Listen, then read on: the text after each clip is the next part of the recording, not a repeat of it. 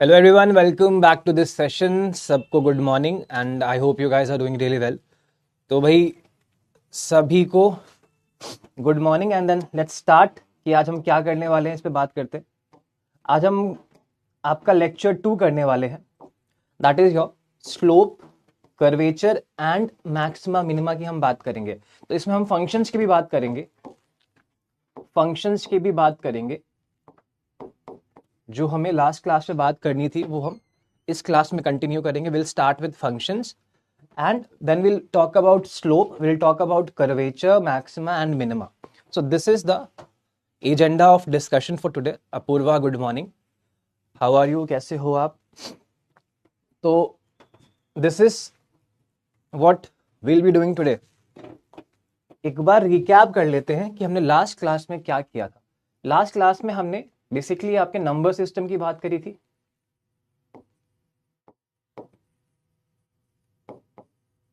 हमने बात करी थी आपके सेट थ्योरी की.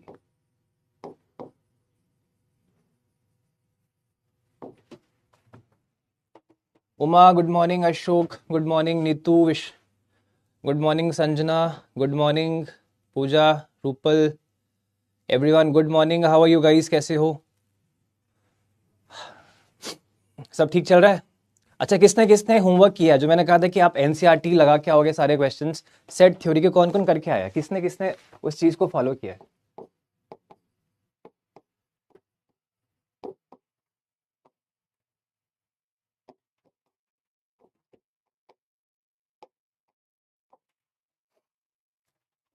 Fine as usual. अच्छा, that is really good to hear Apoorva. And I think I hope मतलब कि बाकी सब लोग भी बढ़िया हों ऐसे ही. तो कौन कौन ये करके आया क्वेश्चंस, देखते कौन कौन सिंसियर बच्चा है यहाँ पे. तो फिर उसके बाद स्टार्ट करते हैं थोड़ा सा. नीतू ने किया है, सब मैंने कर लिए है. ओके, अपूर्वा ने कर लिए है. बाकी लोग तो अगर आपने एनसीईआरटी क्वेश्चन सॉल्व कर लिए मतलब आपको सेट थ्योरी में कोई दिक्कत नहीं आएगी. आपके अगर क्वेश्चंस जो भी यूजीसी नेट में आएंगे उससे डिफिकल्ट क्वेश्चंस नहीं आते हैं. Okay, good Rupal. उससे डिफिकल्ट क्वेश्चन नहीं, चाहे आप अपने पीवाईक्यूज उठा के देख लो. हमने यूट्यूब पे ऑलरेडी कुछ सेशंस किए हुए हैं मैथमेटिकल इकोनॉमिक्स में, उसमें पीवाईक्यूज हमने कुछ सेट थ्योरी के भी किए हुए हैं. तो आप देखो कि बहुत मुश्किल सवाल आते नहीं है. ऑलराइट, पूजा ने भी कर लिया.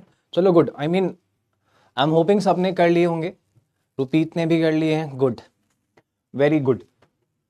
तो आज हम फंक्शंस पढ़ेंगे, डोमेन रेंज की बात करेंगे, हम कर्वेचर, मैक्सिमा, मिनिमा की बात करेंगे, स्लोप की बात करेंगे, इलास्टिसिटी की बात कर लेंगे. वैसे तो हम लोग इसको अलग से पढ़ेंगे डिमांड सप्लाई की जब हम बात करेंगे. And will talk about homogeneous and homothetic functions. Alright, तो फंक्शंस के बारे में स्टार्ट करते हैं. Ashima good morning. सब अच्छा, उमा ने कुछ क्वेश्चंस किए हैं, सारे नहीं हो पाए, बट उमा आई वांट कि आप सब ट्राई कर लो एक बार. राइट, सारे क्वेश्चंस ट्राई कर लेना. Ashima good morning. तो देखो, अब फंक्शंस की हमें बात करनी है, बट उससे पहले लेट्स टॉक अबाउट कि रिलेशंस क्या होते हैं. रिलेशंस का नाम सुनते ही आपके दिमाग में अगर कुछ और आ रहा है तो हम उस रिलेशन की बात नहीं करने वाले हैं. रिलेशनशिप्स की बात नहीं करने वाले, हम रिलेशंस की बात करने वाले हैं, that too with reference to mathematics. ठीक है? तो अगर कोई याद आ गया एकदम से तो उसको भूल जाओ थोड़ी देर के लिए, उसके बाद में याद करना उसको. तो रिलेशंस की बात करेंगे, उससे पहले हम बात करेंगे आपके ऑर्डर्ड पेयर की. और उससे पहले क्या, उसके साथ में हम बात करेंगे आपके कार्टेशियन प्रोडक्ट की.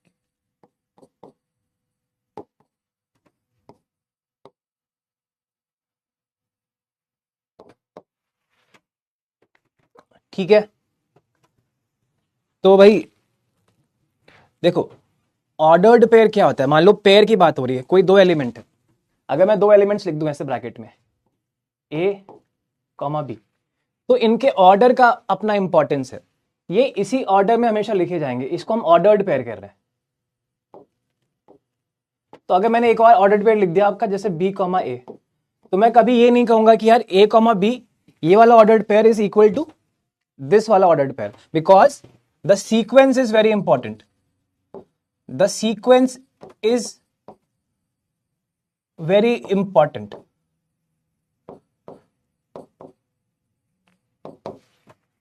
राइट, तो ऑर्डर्ड पेयर में एक ऐसे पेयर की हम बात कर रहे हैं जहां पे उनके सीक्वेंस का अपना एक इंपॉर्टेंस है। तो a comma B is not equal to b comma A, इस चीज को याद रखना। तो ऐसे पेयर्स को हम कहते हैं ऑर्डर्ड पेयर्स। राइट, अब इसका यूज कैसे आता है, कार्टेशियन प्रोडक्ट की बात कर लेते हैं तो समझ में आएगा कैसे यूज आएगा। तो देखो, मान लो दो सेट दे रखे हैं आपको, a और सेट b, है ना।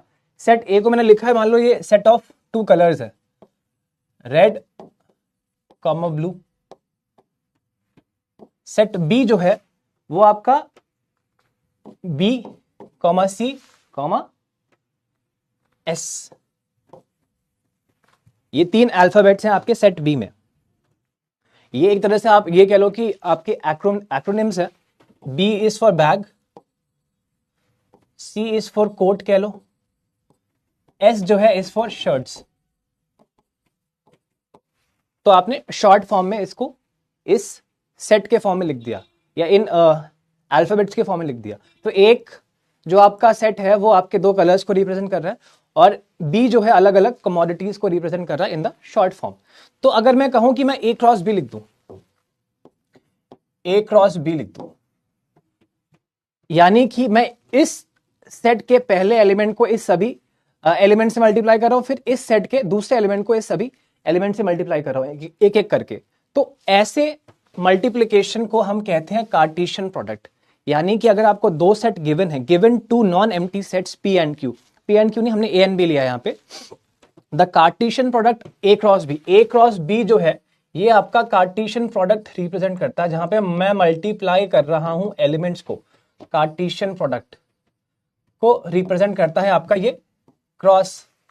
राइट, आपने मल्टीप्लाई कर दिया, यानी कि अगर मैं ए क्रॉस बी ऐसे लिख दूं तो पहले जो लिखा हुआ सेट है उसके एलिमेंट हमेशा पहले आएंगे। जो ऑर्डर्ड पेयरिंग करेंगे हम लोग, जैसे हमने यहां पे किया था ए कॉमा बी, तो यहां पे ए जो है पहले आपके ए से आएगा, सेट ए से आएगा, और बी जो है सेट बी से आएगा। और जितने पेयर्स बनेंगे उन सभी का मैं सेट बनाऊंगा, उन सभी का मैं एक सेट बना दूंगा, उसको मैं कहता हूं कार्टेशियन प्रोडक्ट ऑफ 2 सेट्स। अब जैसे ए क्रॉस बी अगर मुझे लिखना तो मैं कैसे लिखूंगा, पहले मैं रेड लूंगा, red comma B,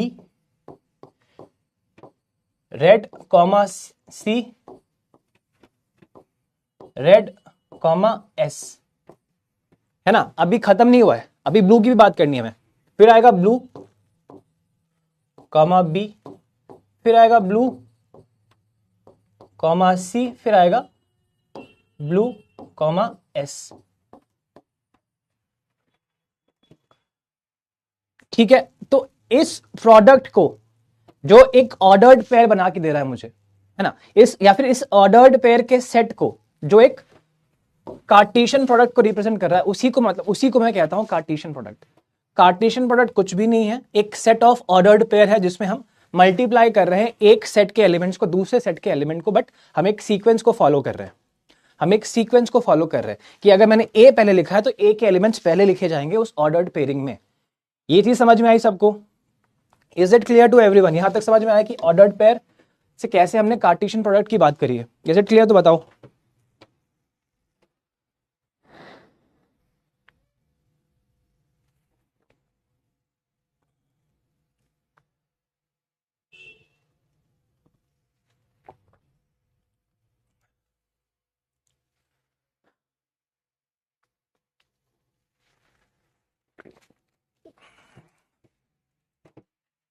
alright, Alpana good morning.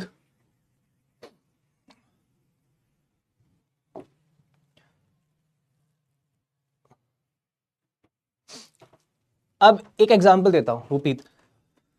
Okay चलो, कैसे आपका कार्टेशियन प्रोडक्ट काम आता है।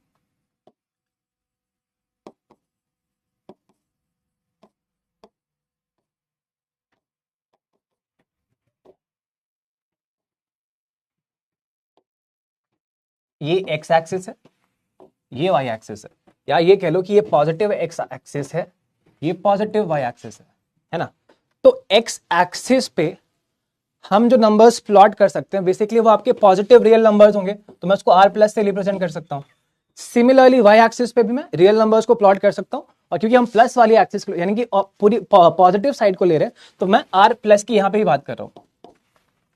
तो अगर मैं कार्टेशियन प्रोडक्ट लेता हूं इन दोनों सेट का, इसका और इसका, यानी कि एक्स एक्सिस के पॉजिटिव एलिमेंट्स का और वाई एक्सिस के पॉजिटिव एलिमेंट का, तो बेसिकली मैं क्या कर रहा हूं, मैं वो सारे पॉइंट रिप्रेजेंट कर रहा हूं। मान लो ऑर्डर पे बना आपका, यहाँ पे मान लो 1 है, यहाँ पे 2 है, यहाँ पे 3 है, यहाँ पे 4 है। मैं अभी सिर्फ इंटीजर्स ले रहा हूँ आपके, या आपके सिर्फ नेचुरल नंबर्स ले रहा हूँ, 1 2 3 4 है ना। अगर मैं एक ऑर्डर पे लिखूं 1,1 तो यहाँ पे कहीं आएगा, 2,2 कहीं यहाँ पे आएगा,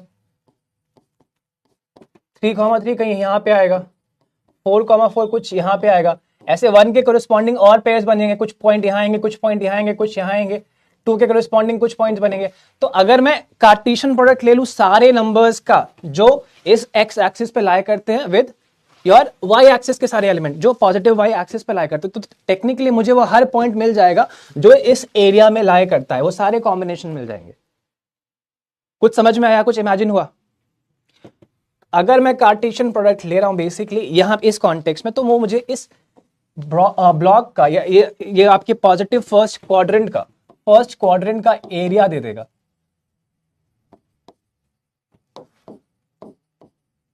एरिया एज ए मतलब वो सारे पॉइंट्स जो यहाँ पे पॉसिबल हैं, जो बन सकते हैं, वो रिप्रेजेंट कर देगा आपका कार्टेशियन प्रोडक्ट। ये चीज समझ में आई? कैसे एक प्रैक्टिकल यूज या प्रैक्टिकल सेंस में हम इसको देख सकते हैं कि कैसे आपका कार्टेशियन प्रोडक्ट आपके काम आने वाला है। मतलब क्या है कार्टेशियन प्रोडक्ट का?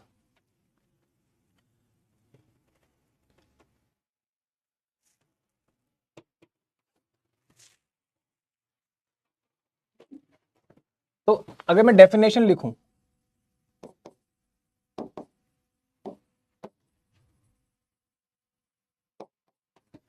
Given set A comma B है ना, द कार्टेशियन प्रोडक्ट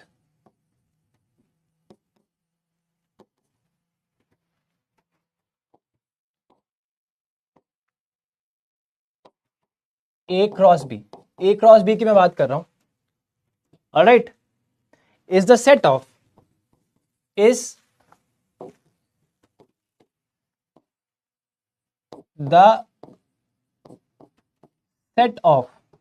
ये याद रखना है, it's a set of all ordered pairs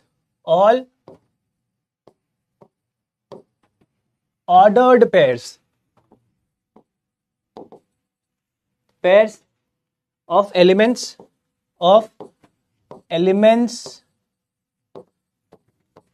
from A and B, right? P cross Q is equal to, अगर मैं इसको ऐसे लिख दूं मैथमेटिकली, इज, या A क्रॉस B लिया ना हमने, A cross B is equal to A comma B, यानी ये एलिमेंट्स को रिप्रेजेंट कर रहा है, एक ऑर्डर्ड पेयर को रिप्रेजेंट कर रहा है जिसमें A और B एलिमेंट्स हैं, सच दैट A जो है बिलोंग करता है A को एंड B जो है बिलोंग करता है B को, सेट B को। ठीक है, ये समझ में आ गया? ये फॉर्मल डेफिनेशन समझ में आ गई आपको कार्टेशियन प्रोडक्ट की?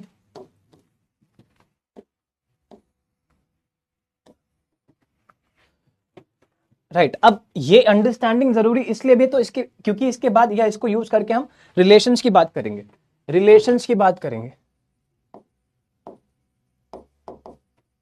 एंड रिलेशंस को समझने के बाद हम फंक्शंस की बात करेंगे। तो रिलेशन कुछ भी नहीं है, अब हमने क्योंकि हमने कार्टेशियन प्रोडक्ट निकाल लिया है, तो relation is basically a subset of the Cartesian product between two sets. अगर दो सेट्स आपको दे रखे हैं, है ना, तो रिलेशन बेसिकली हम एक रिलेशन एस्टैब्लिश कर रहे हैं दोनों सेट के एलिमेंट के बीच में, और वो एक सबसेट होगी आपके जितने भी एलिमेंट्स प्रेजेंट है आपके कार्टेशियन प्रोडक्ट में, या फिर आपके जितने भी ऑर्डर्ड पेयर प्रेजेंट है आपके कार्टेशियन प्रोडक्ट में। क्योंकि देखो कार्टेशियन प्रोडक्ट में क्या हो रहा है, आपके ऑर्डर्ड पेयर प्रेजेंट, ए कॉमा बी, बी कॉमा सी कह लो, या बी कॉमा सी नहीं कह रहे, सी कॉमा डी कह लो, तो ऐसे ऑर्डर्ड पेयर प्रेजेंट है आपके कार्टेशियन प्रोडक्ट में। तो अब इन एलिमेंट्स के बीच में कुछ ना कुछ रिलेशन हो सकता है ना, और वो रिलेशन हमेशा एक सबसेट रहेगा, यानी कि इस रिलेशन में जितने भी एलिमेंट्स आएंगे वो आपके कार्टेशियन प्रोडक्ट के बराबर या उससे कम आएंगे, तो आपकी जो रिलेशन बनेगी हमेशा एक सबसेट रहेगी आपकी कार्टेशियन प्रोडक्ट की। एग्जाम्पल से समझेंगे, यहां तक क्लियर हो गया सबको? तो बताओ फिर आगे बढ़ते हैं।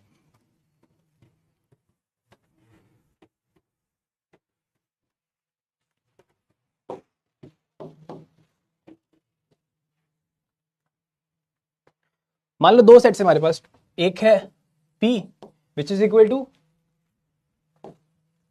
A, B, C, एक है Q जिसमें आपके सेट ऑफ नेम्स हैं, अली,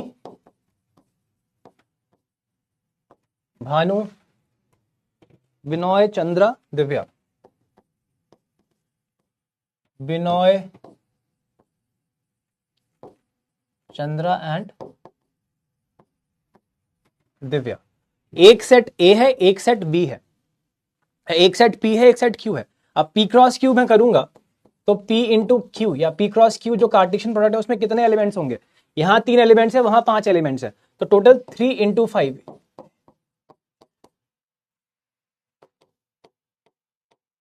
3 इंटू 5 यानी कि 15 एलिमेंट्स होंगे। हर एक एलिमेंट का यहां से एक ऑर्डर्ड पे बनेगा, हर एक एलिमेंट जो वहां पे प्रेजेंट है। ऑलराइट, तो टोटल 15 आपके पास एलिमेंट्स आएंगे आपके ऑर्डर्ड पेयर में। अब रिलेशन क्या होती है? रिलेशन बेसिकली कुछ नहीं, अगर मैं कुछ कह दूं ऐसे कि मान लो P और Q के एलिमेंट्स इस ऑर्डर्ड पेयर जो बनने वाला है उसमें एक पर्टिकुलर तरीके से जुड़े हुए हैं। मान लो मैं ऐसे कह देता हूं, ऐसे लिख दूं एक रिलेशन कि भाई रिलेशन R है एक, ठीक है, it is such that X, Y एक ऑर्डर्ड पेयर है, सच दैट X जो है X is the first name, is the first letter of the name.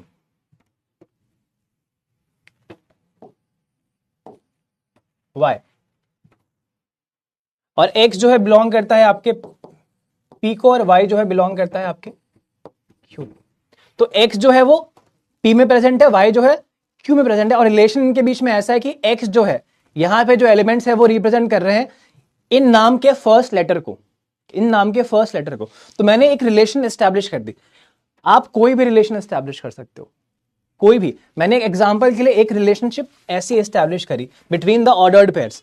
तो relationship is between the ordered pairs plus it is a subset of the Cartesian product. Cartesian product भी एक set दे रहा है मुझे, it's giving a set, यहां मैंने लिखा हुआ है अलग से, है ना।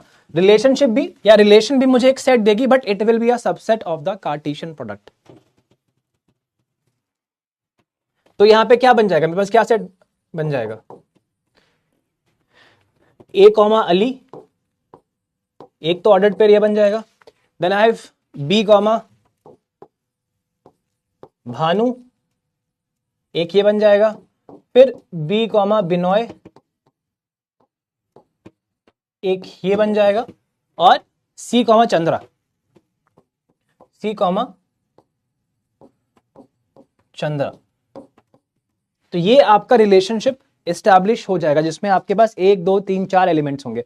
आपके P इंटू Q में 15 एलिमेंट्स, यानी कि this element is a subset of this element, और ये सारे एलिमेंट्स इस P क्रॉस Q में भी प्रेजेंट होंगे। तो दिस इज अ रिलेशन जो हमने एस्टैब्लिश करी from a given ordered pair, from a given Cartesian product. यहां तक समझ में आया? तो अगर मैं इसको ग्राफिकली रिप्रेजेंट करूं, ग्राफिकली अगर मैं रिप्रेजेंट करूं तो कुछ ऐसे बनेगा, जो रिलेशनशिप है वो ऐसे बनेगी, या A B C,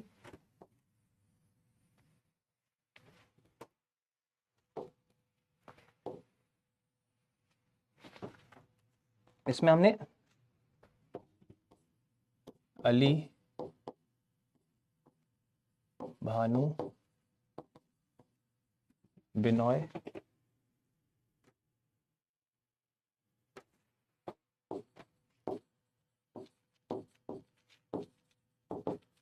दिव्या, ये आपके सेट ए के एलिमेंट हो गए, ये आपके सेट बी के एलिमेंट हो गए, और ए इससे जुड़ा हुआ है, बी जो है इससे जुड़ा हुआ है, और बी इससे भी जुड़ा हुआ है, एंड सी जो है इससे जुड़ा हुआ है। ठीक है, तो ये एक रिलेशन होगी सेट ए से सेट बी के बीच में, या सेट ए के एलिमेंट से सेट बी के एलिमेंट्स के बीच में, और सेट ए के एलिमेंट जो है सेट बी के एलिमेंट से किसी ना किसी रिलेशनल फॉर्म में जुड़े हुए हैं। ये इसको रिप्रेजेंट करने का तरीका हो गया। तो देखो ये जो है इसको हम डोमेन बोलते हैं, जहां से आपके पहले एलिमेंट्स की वैल्यू आ रही है उसको हम डोमेन बोलते हैं उस रिलेशन का। ऑलराइट, और ये जो हो गए इस डोमेन की इमेजेस हो गई, या जो एलिमेंट्स यहां पे प्रेजेंट है और इनके कोरिस्पॉन्डिंग आपको जो वैल्यूज मिल रही हैं वो आपकी इमेजेस हो गई, इमेजेस हो गई। This is domain, this is the image of the element in the domain which is being represented by the relationship जो हमने establish करी है।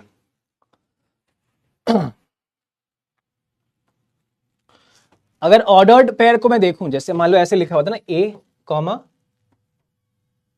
अली, है ना, तो पहला एलिमेंट आपका डोमेन से आया, दूसरा एलिमेंट आपको इमेज देगा हमेशा, उस डोमेन से लिए हुए एलिमेंट की इमेज देगा हमेशा। Alright,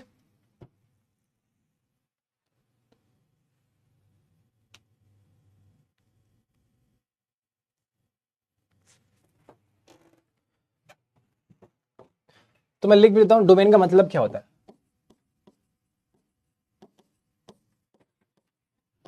set of all elements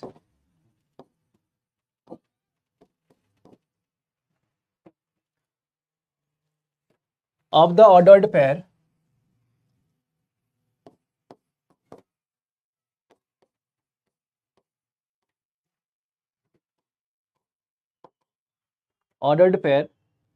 in a relation R from set A to set B is called the domain of the set. Ordered pair in a relation R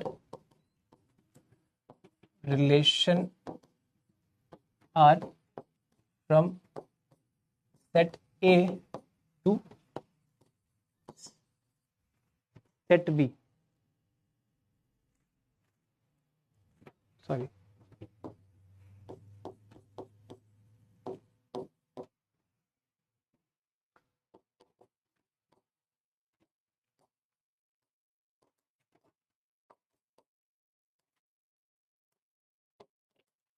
पहले element का set किसी भी ordered pair में given in a relationship is called the domain. Right, इसको भी याद रखिएगा, domain is very important because function को समझने के लिए भी हमें इसकी नीड पड़ेगी।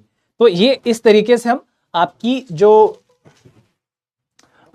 रिलेशन एस्टैब्लिश कर सकते हैं given we have the knowledge of a Cartesian product and ordered pairs. ये हो गया एक रिलेशन। राइट, अब फंक्शन क्या होता है? फंक्शन भी बेसिकली, फंक्शन थोड़ा सा अलग होता है आपके रिलेशन से।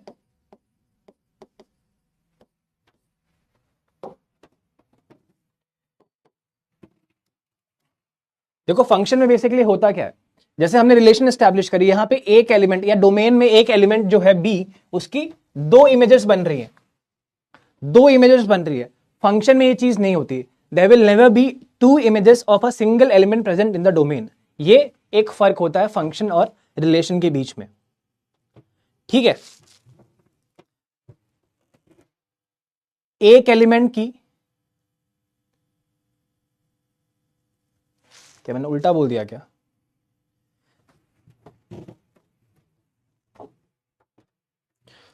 थोड़ा सा मैंने उल्टा बोला है शायद। देखो रिलेशन, कोई भी रिलेशन, देखो फंक्शंस जो है बेसिकली रिलेशन का सबसेट होते हैं। कोई भी relation, relation F from set A to set B said to be a function if any element, if every element of set A has one and only one image in set B. Set A के हर element की सिर्फ एक single image होनी चाहिए in set B, that is a function, that is a function. सही बोला था मैंने। सेट ए के किसी एलिमेंट की दो इमेजेस नहीं हो सकती है। अगर दो इमेजेस हो रही तो फंक्शन नहीं होगा, वो एक रिलेशन होगा, that will not be a function. Right, इस चीज को भी याद रखना है, ये जो फर्क है इसको याद रखना है आपको। फंक्शन में क्या हो रहा है कि there is a single image of the elements इन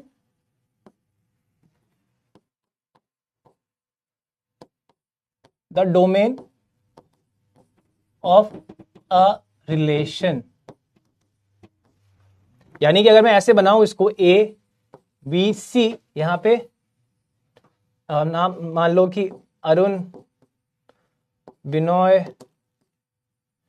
चंद्र, तो ये एक इमेज की एक एलिमेंट की एक ही इमेज बननी चाहिए। इस वाले केस को रिलेशन के उस वाले केस को हम एक फंक्शन का नाम देते हैं। ऐसे रिलेशंस को हम फंक्शन कहते हैं, राइट। तो every function is a relation but every relation is not a function. इस चीज को भी याद रखिएगा, ठीक है। तो अगर मेरे को फंक्शन को रिप्रेजेंट करना है तो मैं ऐसे लिखूंगा, फंक्शन एफ सच दैट ए से बी के बीच में, यानी ए जो है ए से जो आपकी डोमेन है वो है जहां से आपकी वैल्यूज आ रही हैं, बी जो है आपकी बेसिकली रेंज है। ये जो वैल्यूज जो क्या वैल्यूज ले रही हैं, ठीक है। जैसे मैं ऐसे लिखूंगा, अगर मैं ऐसे लिखूं y is equal to M X plus C, तो x की वैल्यू जो है आपके सेट A से आएंगी, y की वैल्यू जो x की वैल्यू पे डिपेंड करिए वो आपको इमेज देंगे, यानी कि b की वैल्यू देंगी, तो वो आपको रेंज देंगी, राइट। डोमेन रेंज, एक होता है कोडोमेन।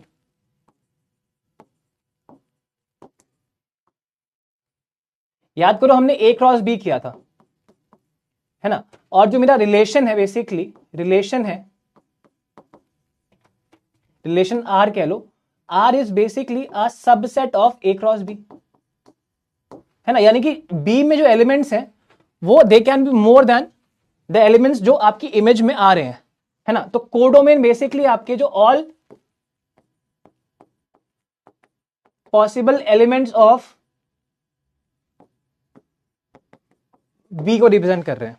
बी को जितने पॉसिबल वैल्यूज या एलिमेंट्स बी में प्रेजेंट वो हम कोडोमेन के नाम से उसको बोलते हैं। और रेंज जो है वो वैल्यूज जो हमारे रिलेशन में हमने ले रखी है उनकी जो इमेज बन रही है उसको हम रेंज बोलते हैं। यहां पे कुछ वैल्यूज बच सकती हैं, जैसे कि यहां पे हमारी कुछ वैल्यू बच गई थी, तो ये पूरा जो है बेसिकली ये आपका कोडोमेन है।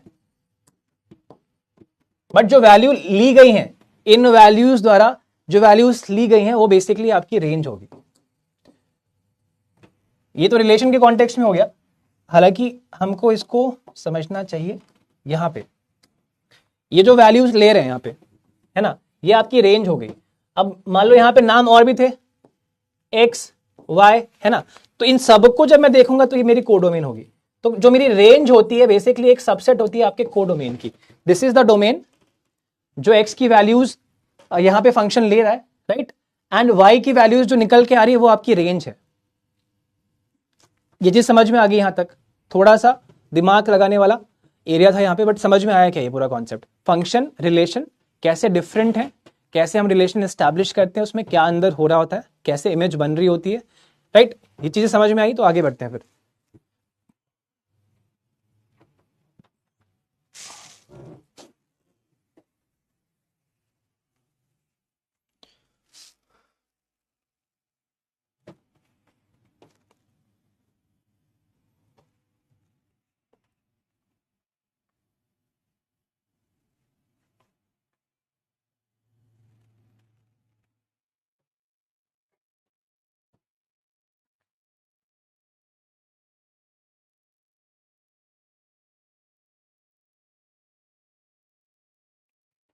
बताओ जल्दी से, is it clear to everyone? Shiva, okay, other people? अब यहां पे एक कॉन्सेप्ट है real function, real valued function और रियल फंक्शन का।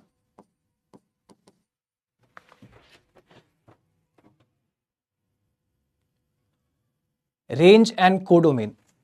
Range is basically a subset of your codomain. Codomain वो वैल्यूज हैं, वो वैल्यूज है जो आपका सेट बी ले रहा है, जहां पे हम रिलेशन एस्टैब्लिश करें। जिन दो सेट्स के दो सेट ऐसे देख लो, यहां पे देखो, P और Q हमने 2 सेट लिए थे, Q में ये सारी वैल्यूज थी, है ना, Q में इतनी सारी वैल्यूज थी, हमने यूज कितनी वैल्यू करी, हमने 1 2 3 4 वैल्यूज यूज करी, तो हमारी रेंज जो है वो 4 वैल्यूज को लेके आ रही है, बट हमारी कोडोमेन जो है वो बड़ी है, we have extra values in the codomain, तो range is basically a subset of the codomain. There can be some elements which are not a image of any element in set A, that is being represented by the codomain. Is it clear now Uma? अभी clear है ये?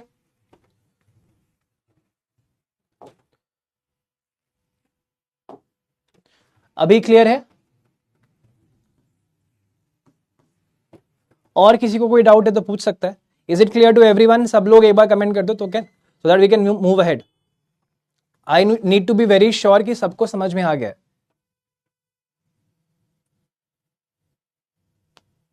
जैसे उमा का doubt था, किसी और को कोई डाउट है तो पूछ सकता है. Okay good Uma. चलो other people please let me know. Real valued function क्या होता है? जो आपकी रेंज है या आपकी जो इमेज बन रही है, when it is taking a real value या रियल नंबर, है ना, तो उसको हम कहते हैं आपकी रियल वैल्यूड फंक्शन. यानी कि जो वैल्यू आ रही है आपके डोमेन में, जो आपने एलिमेंट्स ले रखे हैं, उनकी जो इमेज बन रही है, जो वैल्यू आ रही है, that is a real number, तो उसको हम कहते हैं आपके रियल वैल्यूड फंक्शन. आपकी डोमेन हो सकता है कि कोई और वैल्यूज ले रही हो, इट इज नॉट नेसेसरी कि उस केस में वो रियल वैल्यूड फंक्शन के केस में जो आपकी डोमेन है वो भी रियल नंबर्स की हो, बट जो आपकी इमेज अगर रियल नंबर है तो उसको हम रियल वैल्यूड फंक्शन कहते हैं, राइट. सिमिलरली अगर रियल फंक्शन की बात करूं तो उस केस में डोमेन भी रियल नंबर से ली गई है और आपकी रेंज भी रियल नंबर से ली गई है, तो उस केस को हम कहते हैं आपका रियल फंक्शन. आर जो है बेसिकली रियल नंबर्स है, तो रियल नंबर्स या उसका कोई सबसेट भी आप ले सकते हो, है ना. तो उस वाले केस को हम रियल वैल्यूड फंक्शन और रियल फंक्शन से रिप्रेजेंट करते हैं. ये चीज क्लियर? तो आगे बढ़ते हैं अब. चलो अब आगे बढ़ के और चीजें समझते हैं. तो अ function is a real variable of a real variable x with domain d is an algebraic rule that assigned a unique real number two each number x. जो हमने बात करी कि एक जो भी हम डोमेन में वैल्यूज ले रहे हैं, उन वैल्यूज की एक यूनिक इमेज होगी फ्रॉम योर कोडोमेन, जो आपकी रेंज बन जाएगी. हर एलिमेंट की एक अलग इमेज होगी किसी भी एक्स वैल्यू की. अगर मैं ये एक्स है और ये वाई है, एक्स की वैल्यू मैं पुट करता हूं फंक्शन में तो जो वाई वैल्यूज मिलती हैं, तो एक्स की जो जितनी भी वैल्यूज है उनके कोरिस्पॉन्डिंग एक यूनिक इमेज होनी चाहिए. किसी भी एक्स वैल्यू की सेम इमेज नहीं होगी इन वाई. कैसे इसको और समझना है कि अगर मैं कोई ग्राफ प्लॉट कर रहा हूं, है ना, मान लो मैंने ऐसे कुछ ग्राफ बनाया, तो अगर मैं एक वर्टिकल लाइन ड्रॉ करता हूं ऐसे, तो इस पॉइंट पे, है ना, कुछ x की वैल्यू होगी जो मेरी डोमेन है, इसके कोरिस्पॉन्डिंग कुछ y की वैल्यूज होंगी, तो इस x के corresponding there is a single y value. ये वर्टिकल लाइन एक ही बार कट कर रही है आपके फंक्शन को. इसको हम कहते हैं vertical line test. It should cut the curve या for a curve to be a function, it should curve, this vertical line should cut the curve only once for a given value of x. अगर मान लो मैं कुछ ऐसा बना दूं, है ना, तो इस सिंगल x के कोरिस्पॉन्डिंग मुझे दो वैल्यूज y की मिल जाएंगी, y1 और y2. तो this is not a function because ये वर्टिकल लाइन टेस्ट को फेल कर रही है ये कर्व, राइट. तो corresponding to a x which is your codomain or which is an element from your which is a element from your domain, not codomain, right, there should be a unique value in the codomain जो हमारी range बनेगी. ठीक है, तो इस x के corresponding एक unique x y value होनी चाहिए इन द कोडोमेन. ये चीज समझ में आई? ये चीज समझ में आ गई? तो हम फंक्शन को ऐसे लिख सकते हैं कि y जो है is a function of x, f जो है फंक्शन रिप्रेजेंट कर रहा है कि y की वैल्यू जो है x की वैल्यूज पे डिपेंड कर रही है, और कैसे डिपेंड कर रही है वो ये f रिप्रेजेंट करेगा। अब f कुछ भी फॉर्म ले सकता है, y is equal to sine x कह लो, है ना, या फिर y is equal to under root x कह लो, तो यहाँ रूट फंक्शन हो गया, यहाँ साइन फंक्शन हो गया। f जो है वो चेंज हो सकता है, f जो है जनरल रिप्रेजेंटेशन है ऑफ अ फंक्शन, राइट। अलग अलग फंक्शनल फॉर्म्स ले सकता है आपका f। तो x की वैल्यू पे डिपेंड कर रही है आपकी y की वैल्यू, और क्या फंक्शनल फॉर्म है उस पे भी डिपेंड कर रही है। उसकी वजह से आपके x के कोरिस्पॉन्डिंग हमारी कुछ y की वैल्यूज आएंगे। तो इस तरीके से हम फंक्शंस को देखते हैं। Is it clear to everyone now?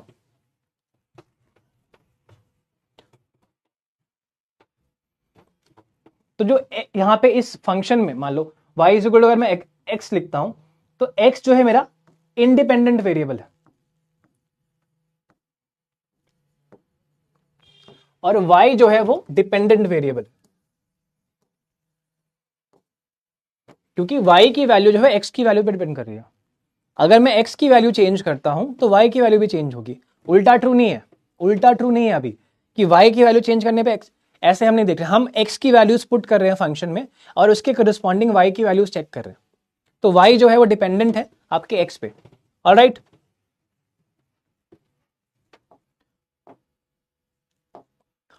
Now अब जैसे यहां पे आपको दे रखा है कि ये फंक्शनल फॉर्म है, y जो है 2l+1 है, y की वैल्यू जो है x की वैल्यू पे कुछ इस तरीके से डिपेंड कर रही है कि अगर मैं l इक्वल टू 1 करता हूं, l इक्वल टू 1 करता हूं तो उसके करस्पॉन्डिंग मुझे y की वैल्यू जो मिलेगी 3 मिलेगी। l इक्वल टू 2 पुट करता हूं तो y की वैल्यू 5 आएगी, l इक्वल टू 3 पे 7 आएगी, 4 पे 9 आएगी, 5 पे 11 आएगी। तो ये मेरा डोमेन हो गया, this is my range, this is my range. मेरे को यहां बोला गया l जो है लेस देन और इक्वल टू 5 है, तो ऐसे मैंने डोमेन को डिफाइन किया हुआ है। डोमेन की वैल्यूज को मैंने डिफाइन किया हुआ है कि डोमेन जो है वो 5 से बड़ी नहीं हो सकती। तो डोमेन के कोरिस्पॉन्डिंग आपकी एक रेंज आएगी, यानी कि हर l की वैल्यू के कोरिस्पॉन्डिंग एक y की वैल्यू आएगी, राइट, वही आपकी रेंज कहलाएगी। ठीक है, अब दो कॉन्सेप्ट है आपकी, इम्प्लिसिट फंक्शन और एक्सप्लिसिट फंक्शन। ठीक है, देखो इम्प्लिसिट फंक्शन में क्या हो रहा है, कुछ नहीं हो रहा है। When in a function the dependent variable is not explicitly isolated on either side of the equation, then the function becomes an implicit function. An implicit function is a function written in terms of both dependent and independent variables like this. देखो अगर मैं लिखता हूं ऐसे y is equal to mx plus c, या फिर मैं लिख दूं y is equal to sin of x, तो मैं क्लियरली ये बता रहा हूं कि y जो है वो डिपेंड कर रहा है x पे, यानी कि y जो है वो डिपेंडेंट वेरिएबल है, x जो है इंडिपेंडेंट वेरिएबल है। अगर इस फॉर्म में क्लैरिटी आपको नहीं दी गई, एक जनरल फॉर्म ऑफ इक्वेशन आपको मेंशन, जैसे कि ये मेंशन है 4x plus 3y minus 12 equal to 0, तो यहां आपको ये नहीं बताया कि भाई कौन सा वेरिएबल किस चीज पे डिपेंड कर रहा है, कौन सा वेरिएबल इंडिपेंडेंट है, कौन सा वेरिएबल डिपेंडेंट है आपका। तो this is the case of implicit function. Implicit function, इस केस में आप इसको चेंज करके इस इक्वेशन को y के फॉर्म में भी लिख सकते हैं, y जो है x पे डिपेंड कर रहा है, या फिर x को y के फॉर्म में भी लिख सकते हैं कि x डिपेंड कर रहा है y पे। तो ऐसी सिचुएशन को हम बोलते हैं आपकी इम्प्लिसिट फंक्शन, और इसको हम कैसे रिप्रेजेंट करें, f of x, y is equal to 0। पहले हम क्या लिख रहे थे, y is equal to f of x, या फिर y minus f of x equal to 0, कुछ ऐसे लिख रहे थे इस चीज को, या इस चीज को हम ऐसे रिप्रेजेंट कर रहे थे। अब यहां पे कैसे लिखा हुआ कि y या फिर function of x, y is equal to 0, ये जनरल फॉर्म आपका चेंज हो गया। अगर इस जनरल फॉर्म में आपको इक्वेशन दी हुई है तो आपका एक इम्प्लिसिट फंक्शन हो गया। ऐसा इस नॉलेज का इंपॉर्टेंस ऐसा कुछ नहीं है, ऐसा कुछ इसको यूज करके आप कुछ ऐसा सॉल्व नहीं कर पाओगे, ऐसा कोई क्वेश्चन नहीं आता है, बट हाँ आपके अंडरस्टैंडिंग के लिए जरूरी है कि आपको मालूम होना चाहिए। Then similarly we have explicit function. It is a function which is represented in terms of an independent variable. जो हमने इन functions की बात करी, जब हमें स्पेसिफिकली मेंशन है यार कि कौन सा वेरिएबल डिपेंडेंट है कौन सा इंडिपेंडेंट है, उसको हम एक्सप्लिसिट फंक्शन कहते हैं। ठीक है, यहां तक कोई दिक्कत? अब इस इम्प्लिसिट फंक्शन को मैं ऐसे भी लिख सकता हूं कि y को लिख दूं इन टर्म्स ऑफ x, या फिर ऐसे भी लिख सकता हूं x को लिख दूं इन टर्म्स ऑफ y। तो this implicit function has two explicit function. दो इंडिपेंडेंट और डिपेंडेंट वेरिएबल्स के रिलेशनशिप में एस्टैब्लिश कर सकता हूं with the help of this equation, कि एक इम्प्लिसिट फंक्शन से मैंने दो एक्सप्लिसिट फंक्शंस बना लिए। ठीक है,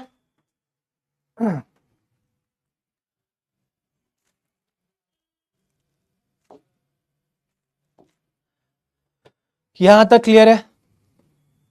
यहां तक क्लियर, तो आगे बढ़े। फिर ये चीज समझ में आ गई तो आगे बढ़े। थोड़ा सा फास्ट रिस्पॉन्स चाहिए मुझे आपके एंड से, ताकि मुझे, अच्छा Nutan, okay Nutan is also here. चलो, यहां तक समझ में आया सबको?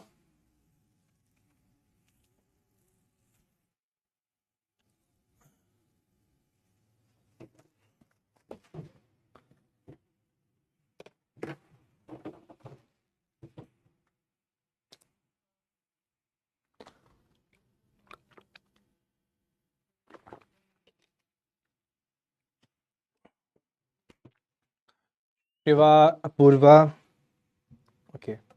बाकी लोग शर्माते क्यों तुम लोग इतना रिप्लाई करने में? चलो गुड।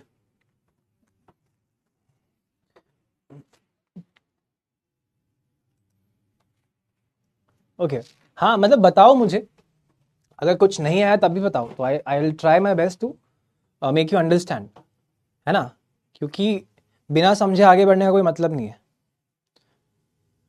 गुड, चलो ठीक है, ओके। नाउ अब both explicit functions are inverse of each other. ये वाला आपका फंक्शन एक्सप्लिसिट फंक्शन और ये वाला आपका एक्सप्लिसिट फंक्शन, दोनों एक दूसरे के इनवर्स होते हैं। इनवर्स होते हैं। इनवर्स क्या होता है? अगर मैं ऐसे लिखता हूं y is equal to sine X, या फिर मैं इसको ऐसे लिख सकता हूं x is equal to sine inverse y। Inverse form में दोनों एक तरह से अगर मैं दोनों को मल्टीप्लाई करूंगा तो मुझे 1 मिलेगा। अभी देखते हैं इसको और आगे अच्छे से। इसका मतलब क्या है? अगर मैं डिफरेंशिएट करूं इस फंक्शन को तो मुझे dy बाई डी एक्स ये मिलेगा। इसको मैं डिफरेंशिएट करूं तो मुझे dx बाई dy ये मिलेगा। अब मैं दोनों को मल्टीप्लाई कर दूं तो मुझे 1 की वैल्यू मिलती है। इन दोनों एलिमेंट्स को मल्टीप्लाई कर दूं तो मुझे 1 की वैल्यू मिलती है। इस तरीके से भी आप इनवर्स रिलेशन को समझ सकते हैं। ठीक है, कि दोनों के स्लोप्स को अगर मैं मल्टीप्लाई करूं तो मुझे 1 मिलेगा, तो मुझे 1 मिलेगा, जैसा कि यहां पे कर रखा है। That is the property of inverse functions.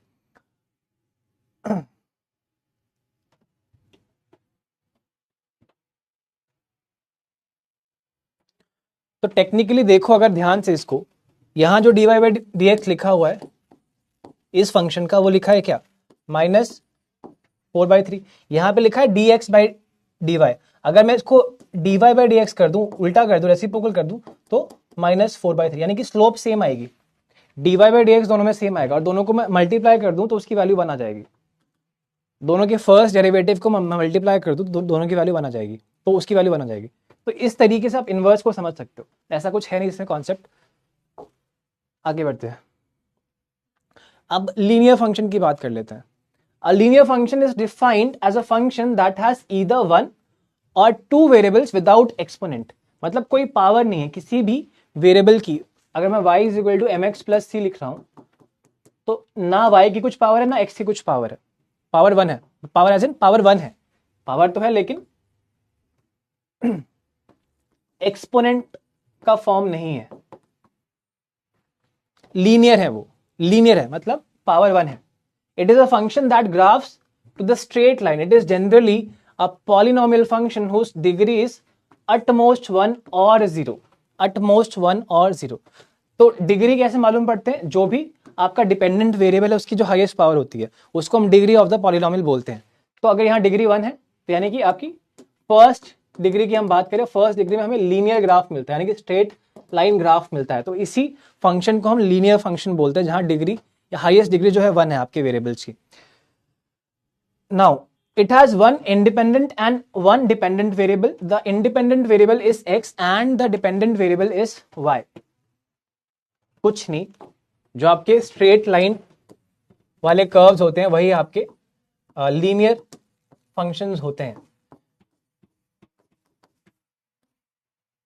Right? इन्हीं को हम लीनियर फंक्शंस बोलते हैं। फंक्शंस बोलते हैं मतलब ये आपकी वर्टिकल लाइन टेस्ट को फॉलो करते हैं, सेटिस्फाई करते हैं, राइट? ये बहुत जरूरी है। देन वी हैव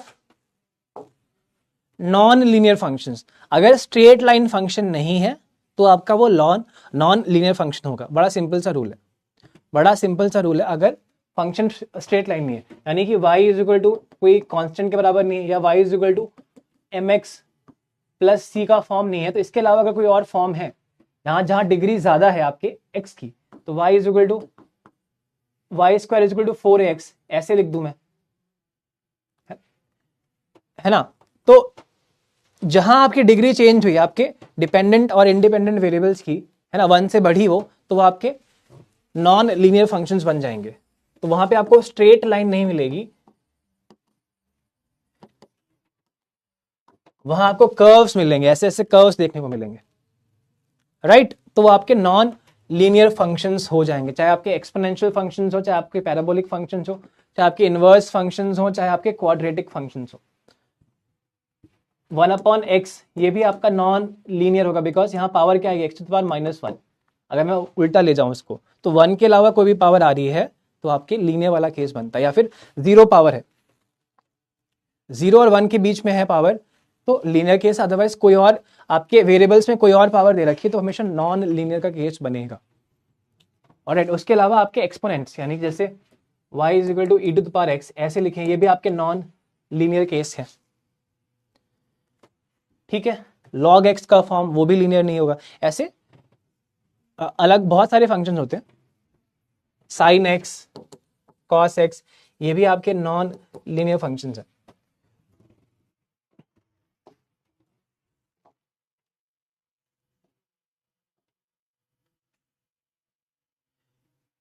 ये भी एक आपका नॉन लीनियर का एग्जांपल है। नाउ अब लीनियर नॉन लीनियर समझ में आ गया, तो फिर हम अब स्टार्ट करते हैं आपका ये जो स्लोप की हम बात करते हैं थोड़ी सी। Is it clear to everyone? Then will talk about the slopes.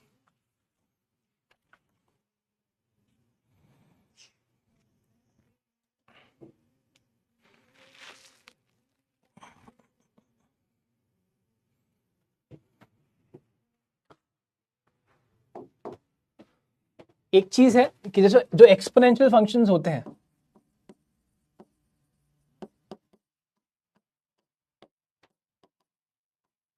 उनके जो ग्राफ्स है बेसिकली वो एक पर्टिकुलर डायरेक्शन में बढ़ रहे होते हैं, या तो वो इंक्रीज हो रहे होंगे या तो वो डिक्रीज हो रहे होंगे, ठीक है? एक्सपोनेंशियली वो एक डायरेक्शन में मूव कर रहे होते हैं। तो ये तरीका होता है पहचानने का आपके एक्सपोनेंशियल फंक्शंस को। अगर मान लो आपका क्वाड्रेटिक फंक्शन यानी कि डिग्री 2 का फंक्शन है, डिग्री 2 या फिर क्वाड्रेटिक फंक्शन है, तो ऐसे फंक्शन में सिर्फ एक टर्न आता है। ये पहचानने का तरीका मैं आपको शॉर्टकट बता रहा हूं। जैसे मान लो लिखा हुआ y is equal to ax² plus bx plus c, तो आपकी डिग्री 2 का हो गया। इस पॉलिनोमियल की जो हाईएस्ट डिग्री है वही आपकी डिग्री को रिप्रेजेंट करता है, तो यहाँ पे हाईएस्ट डिग्री 2 है, तो आपका क्वाड्रेटिक वाला केस हो गया। तो इस केस में हम कैसे पहचानेंगे? मान लो कोई फंक्शन गिवन है, उसमें एक कर्व है, तो this is usually the case of a quadratic, right? अगर सिमिलरली क्यूबिक वाला केस बनता है तो उसमें कुछ ऐसे एस टाइप में बनता है, एस टाइप में बनेगा आपका, तो आपको दो कर्व्स देखने को मिलेंगे। तो ये आपका क्यूबिक वाला केस हो गया। ये जनरल फॉर्म में बता रहा हूं आपको, हो सकता है कि कुछ केसेस में ये चीज फॉलो ना हो, बट जनरली ये चीज फॉलो होती है।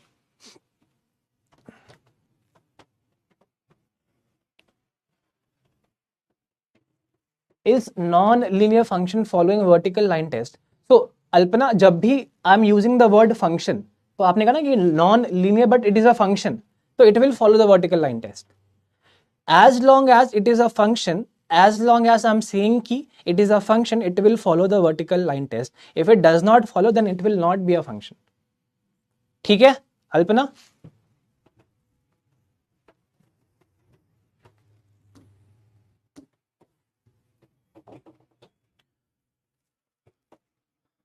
ओके, फिर आगे बढ़ते हैं। अब डेरिवेटिव्स की बात करते हैं, पहले स्लोप्स की बात कर लेते हैं। स्लोप बेसिकली क्या है? स्लोप कुछ भी नहीं है। मान लो मैं एक लाइन ड्रॉ करूं ऐसे, राइट? इस लाइन का जो भी एंगल बनेगा with the X axis, with the X axis, मान लो ये जो लाइन है मैंने ड्रॉ करी, उसका जो एंगल है with the X axis is equal to theta. Theta, तो स्लोप बेसिकली क्या है? Is the tan value of this theta. अगर मान लो ये एंगल 30 डिग्री है, तो स्लोप जो होगी वो क्या होगी? टैन 30 डिग्री की वैल्यू, टैन 30 डिग्री की वैल्यू। ऑलराइट,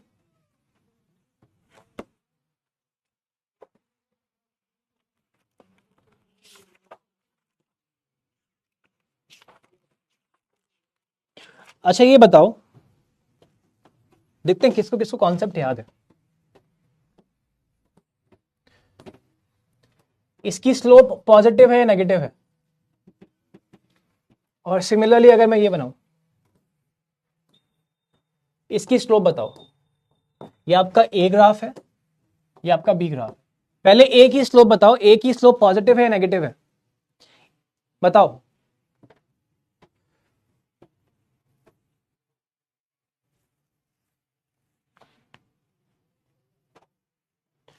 फटाक से बताओ, फटाक से।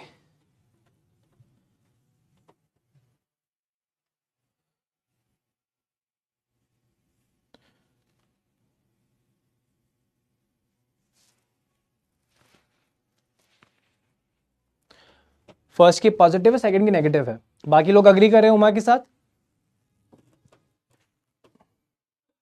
ए की पॉजिटिव है, good Alpana, alright. Other people? क्योंकि स्लोप वाला कॉन्सेप्ट बहुत ही इंपॉर्टेंट है हमारे लिए, यहां पे कोई डाउट होना नहीं चाहिए। ए का पॉजिटिव, चलो गुड, मतलब सबको ये अंडरस्टैंडिंग है। तो जो एंगल बन रहा है यहाँ पे थीटा बन रहा है, तो it is less then 90 degree, right? और लेस देन 90 का मतलब टैन जो है वो फर्स्ट क्वाड्रेंट में आएगा। टैन की वैल्यू जो है वो फर्स्ट क्वाड्रेंट में आ रही है। टैन जो है फर्स्ट क्वाड्रेंट में पॉजिटिव रहता है। फर्स्ट क्वाड्रेंट यानी कि यहां से यहां तक जो है वैल्यूज लाई कर रही है, यानी कि 0 से 90 के बीच में लाई कर रही है ना? तो यहां पे ये वैल्यूज पॉजिटिव रहती है, तो स्लोप जो है पॉजिटिव है। जैसे ये एंगल 90 से बड़ा हुआ, ये एंगल जो है 90 डिग्री, ये है, ये वर्टिकल लाइन 90 डिग्री, उससे बड़ा हो गया, ये एक्स्ट्रा एलिमेंट आ गया उसमें, तो स्लोप जो है नेगेटिव हो जाएगी। स्लोप जो है नेगेटिव हो जाएगी, क्योंकि टैन की वैल्यू सेकंड क्वाड्रेंट में नेगेटिव होती है। इस तरीके से हम याद रखेंगे, ठीक है? तो स्लोप का कॉन्सेप्ट बहुत ही इंपॉर्टेंट है समझने के लिए, और चीज है हमारे लिए। अब मुझे ये बताओ, एक और चीज बताओ, चलो अच्छा, अगर मैं ये बना रहा हूं, तो पहले स्लोप किसी लाइन की ये थी, ठीक है? फिर वो कुछ ऐसे हो गई। इनिशियली ये इनिशियल केस है, ये फाइनल केस है। तो यहां से यहां जो मूवमेंट हुई, उसमें स्लोप इंक्रीज हुई या डिक्रीज हुई? स्लोप इंक्रीज हुई या डिक्रीज हुई? कोई देखते कौन बताएगा?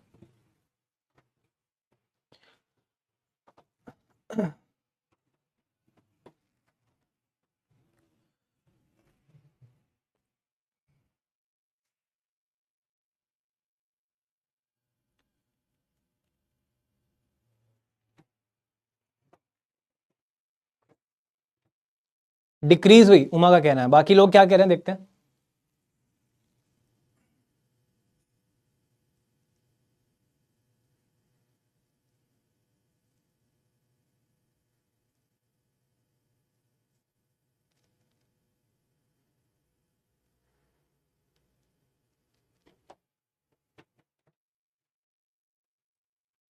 सब लोग अग्री कर रहे हैं डिक्रीज पे। अच्छा ये बताओ,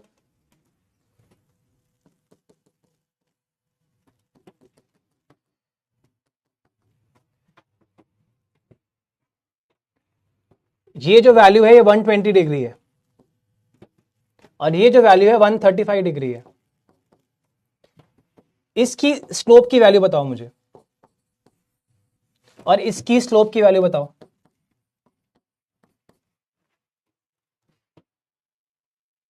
अगर ये एंगल 120 डिग्री है तो इस लाइन की स्लोप कितनी होगी, और ये एंगल अगर 135 डिग्री है तो इस लाइन की स्लोप कितनी होगी, बताओ मुझे।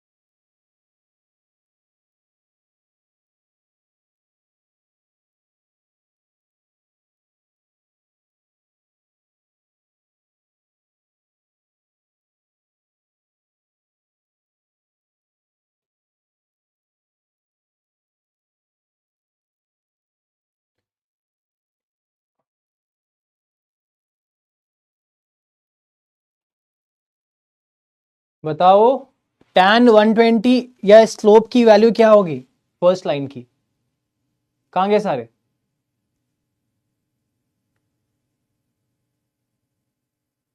-√3 एंड -1 उमा का कहना है।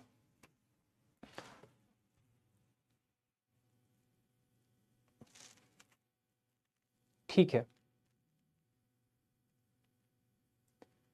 बाकी लोग अग्री कर रहे हो उमा के साथ, बाकी लोग अग्री कर रहे हो उमा के साथ, या अभी आप लोग फिगर आउट ही कर रहे हो कि क्या वैल्यूज होंगी।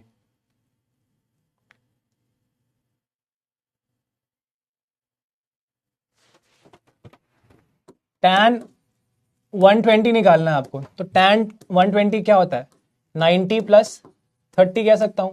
tan 90 प्लस 30 बेसिकली क्या होता है, आपका सेकेंड क्वाड्रेंट की हम बात कर रहे हैं, तो tan, या जब भी आप 90 प्लस समथिंग करते हो 90 माइनस समथिंग करते हो तो आपका जो फंक्शन है वो चेंज होता है, ये कॉट हो जाएगा cot 30।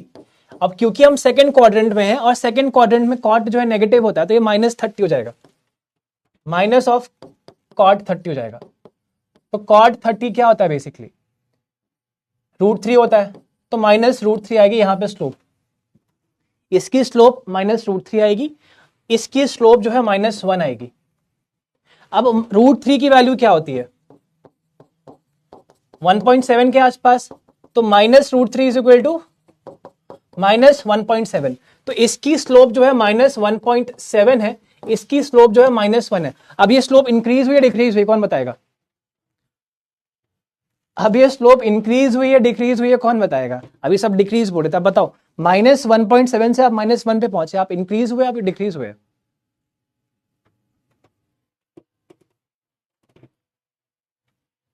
नीतू का आंसर है इंक्रीज।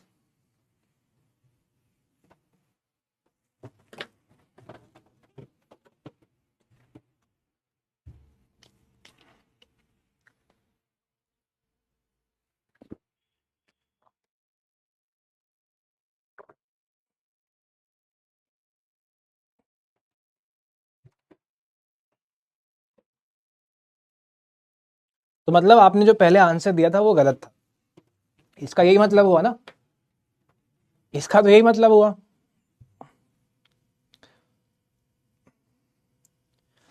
हम यहां से जब यहां की तरफ मूव करते हैं तो हम -∞ से 0 की तरफ मूव कर रहे होते हैं, यानी कि नेगेटिव वैल्यू जो स्लोप की है वो कम हो रही थी। यानी कि हम, अगर मैं नंबर लाइन ड्रॉ करूं तो मैं कहीं यहां पे हूं, मैं इस तरफ बढ़ रहा हूं, 0 पे आऊंगा। अगर मैं यहां से मूव कर रहा हूं, यहां से यहां मैं मूव कर रहा हूं, तो मैं यहां -∞ से इस डायरेक्शन में मूव कर रहा हूं।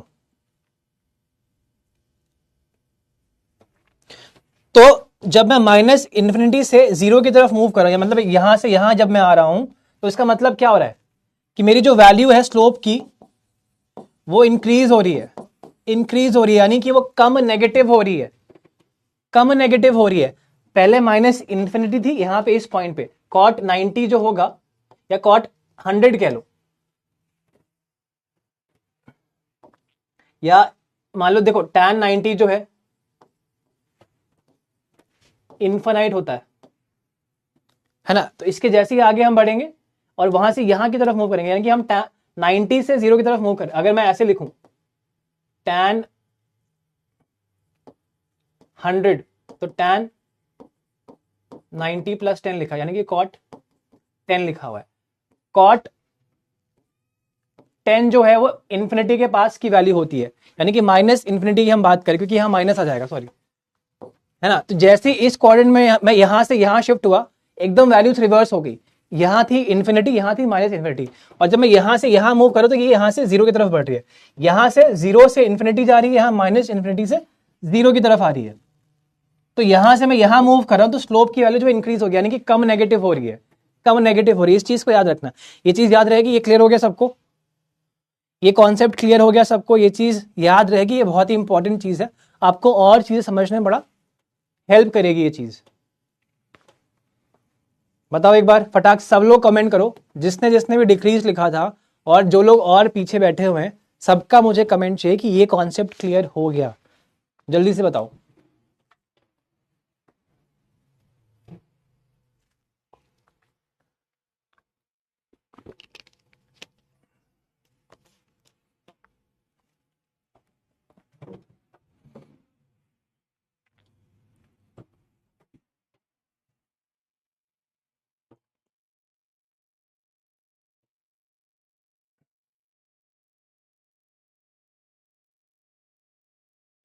क्या रिपीट करूं अल्पना? पूरा तो रिपीट नहीं कर सकता। What exactly do you want to no?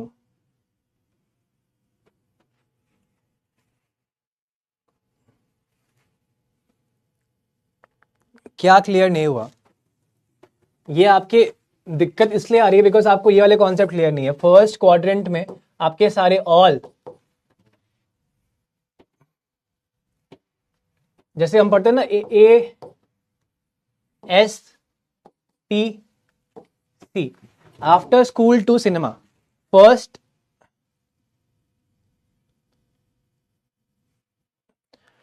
ये तो आपकी 10th क्लास की मैथ्स है आशमा, कि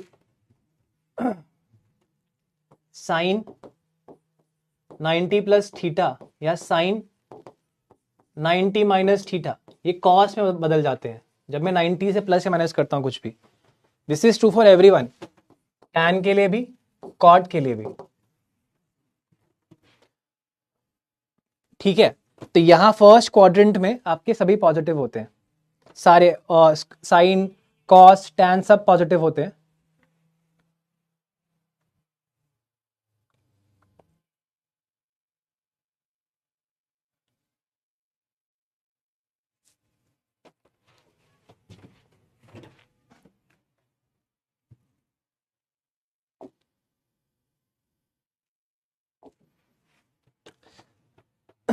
मैग्नीट्यूड की बात हो रही है यहां पे, मैग्नीट्यूड। और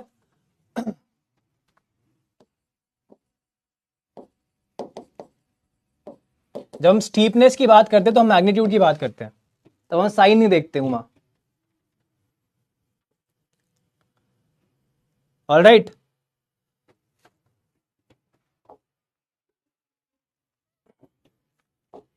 तो जब भी हम ये चेंजेस करते हैं तो साइन 90 + थीटा या 90 - थीटा, 90 + थीटा यानी कि हम सेकंड क्वाड्रेंट में पहुंच चुके हैं, जो एंगल जो है सेकंड क्वाड्रेंट में पहुंच चुका है, राइट।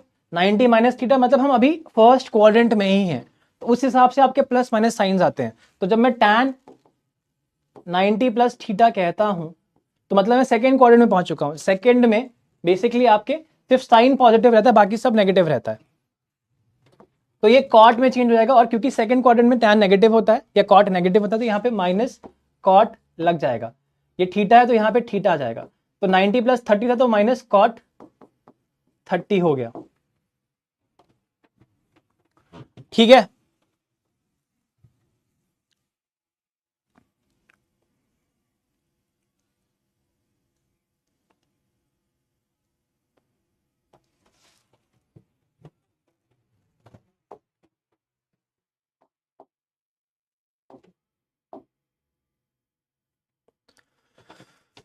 यहां तक ठीक है, क्लियर है सबको?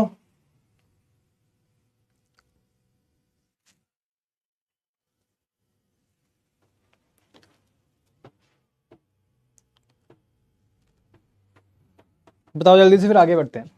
तो फर्स्ट डेरिवेटिव किसी भी फंक्शन का, मान लो ये फंक्शन आपको दे रखा है, this is a function of a straight line with general form of y is equal to mx plus c. Y is the dependent variable, x is the independent variable. M indicates the slope of the function. M indicates the slope of the function. अब c जो है intercept होता है, आपका constant term होता है. Now, since the slope value is negative, minus 4/3, so this indicates a negative relationship between y and x. y and x. Slope negative है तो आपकी नेगेटिव रिलेशनशिप है. ये बेसिक चीज हमने पढ़ी हुई है ऑलरेडी, है ना.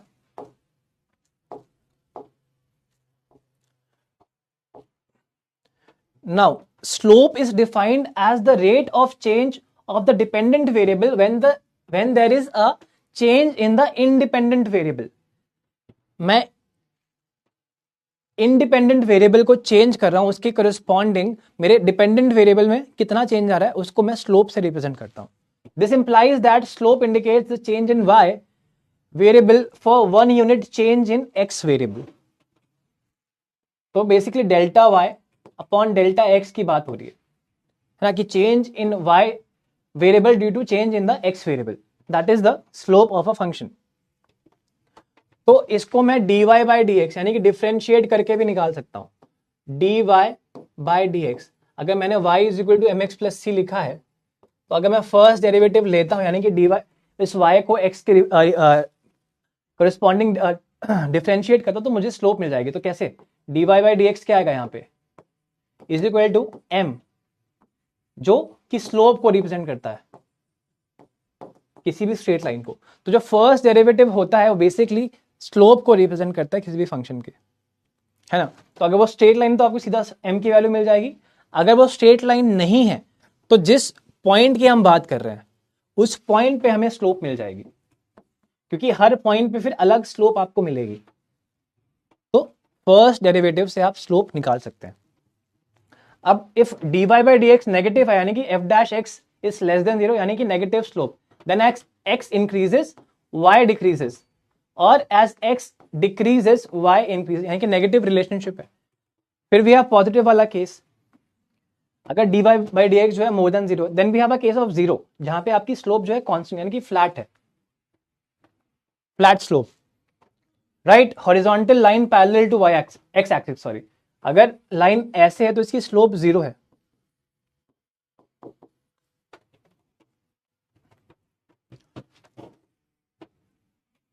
ठीक है, तो ये स्लोप का मतलब है.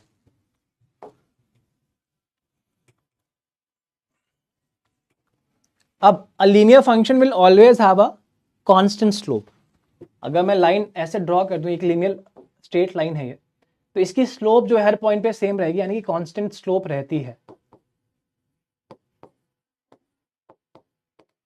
राइट.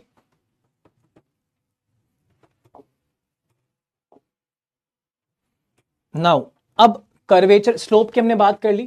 फर्स्ट डेरिवेटिव जब मैं लेता हूं किसी भी फंक्शन का तो मुझे स्लोप मिल जाती है.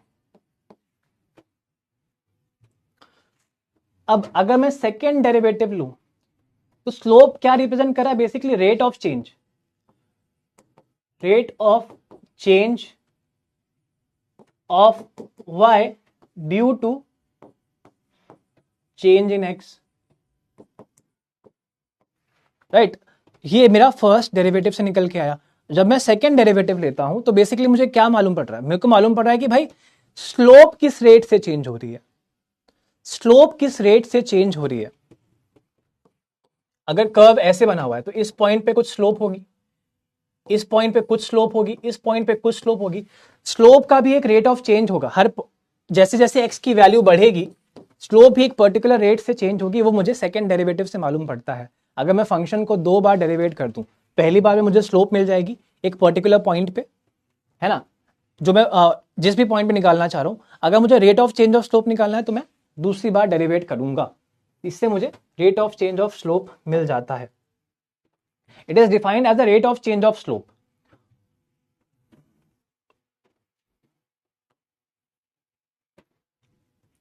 Of a dependent variable with respect to the change in the independent variable. Note that the definition of slope which is rate of change of dependent variable with respect to the change in independent variable, ये slope की definition है। और rate of change of slope basically आपका slope कैसे change हो रही है with the changing value of x, या आपका independent variable.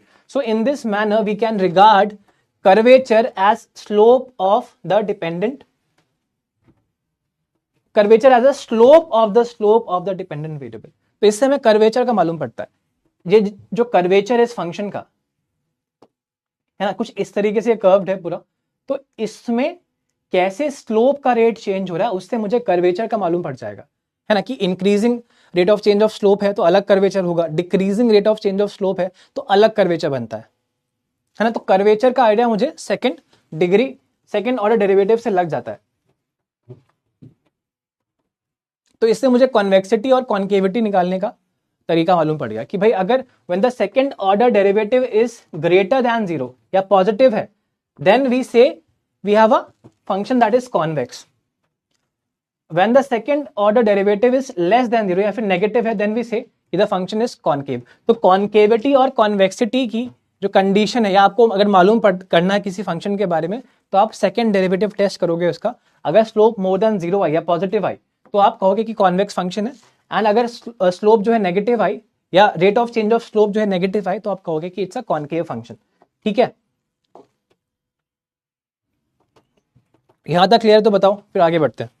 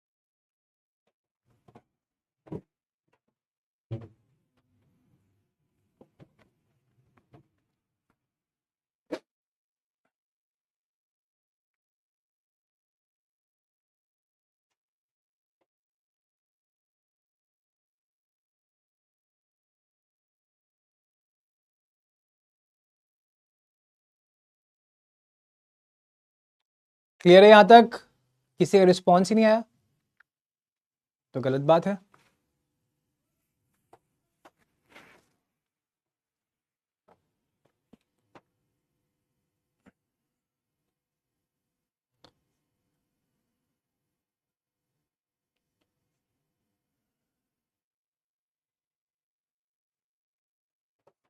क्या मेरी आवाज नहीं आ रही है? आशिमा ने बोला क्लियर है, बाकी लोग को क्लियर नहीं है क्या? कुछ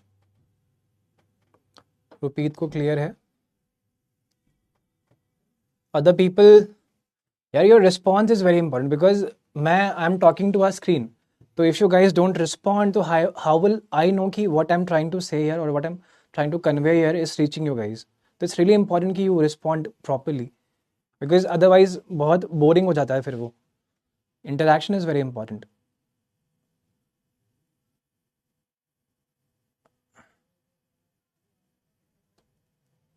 ठीक है, अब देखो यहां पे आपको 4 केसेस दे रखे हैं जहां पे आपकी फर्स्ट ऑर्डर डेरिवेटिव की वैल्यू दे रखी है, उसके कोरिस्पॉन्डिंग सेकंड ऑर्डर डेरिवेटिव दे रखा है। तो दोनों ही पॉजिटिव या नेगेटिव हो सकते हैं। तो अगर एक नेगेटिव है एक पॉजिटिव है, या एक पॉजिटिव है एक नेगेटिव है, या दोनों पॉजिटिव है दोनों नेगेटिव है, उस केस में कैसा कर्व बनता है उसकी हम बात कर रहे हैं।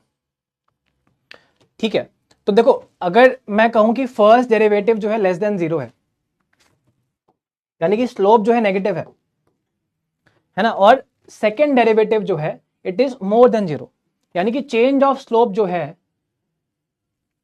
वो पॉजिटिव है।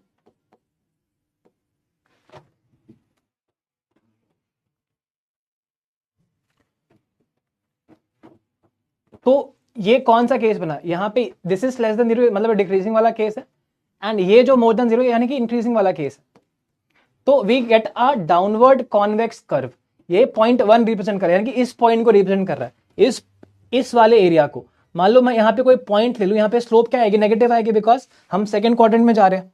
और rate of change of slope क्या आएगी, पहले मान लो स्लोप ऐसी थी, है ना, किसी पॉइंट पे ये x है, मान लो x1, फिर मैं x2 पे आया, मैंने x को इंक्रीज किया, तो स्लोप कुछ ऐसी हो गई, है ना, जैसे हमने अभी डिस्कस किया था।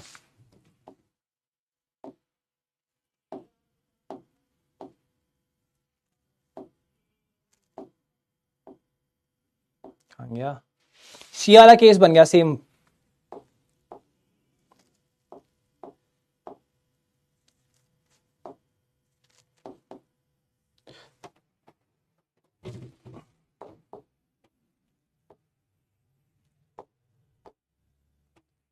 यानी कि यहां पे स्लोप थी -1.7, जैसे मैं थोड़ा सा आगे बढ़ा, rate of change of slope मुझे देखना था, तो यहां पे जो स्लोप आएगी वो आएगी 1, तो चेंज कितना आया, -1 -1.7, यानी कि पॉजिटिव चेंज आएगा। तो rate of change of slope क्या आया, पॉजिटिव आया, राइट। इसका मतलब ये कि क्या था, इसका मतलब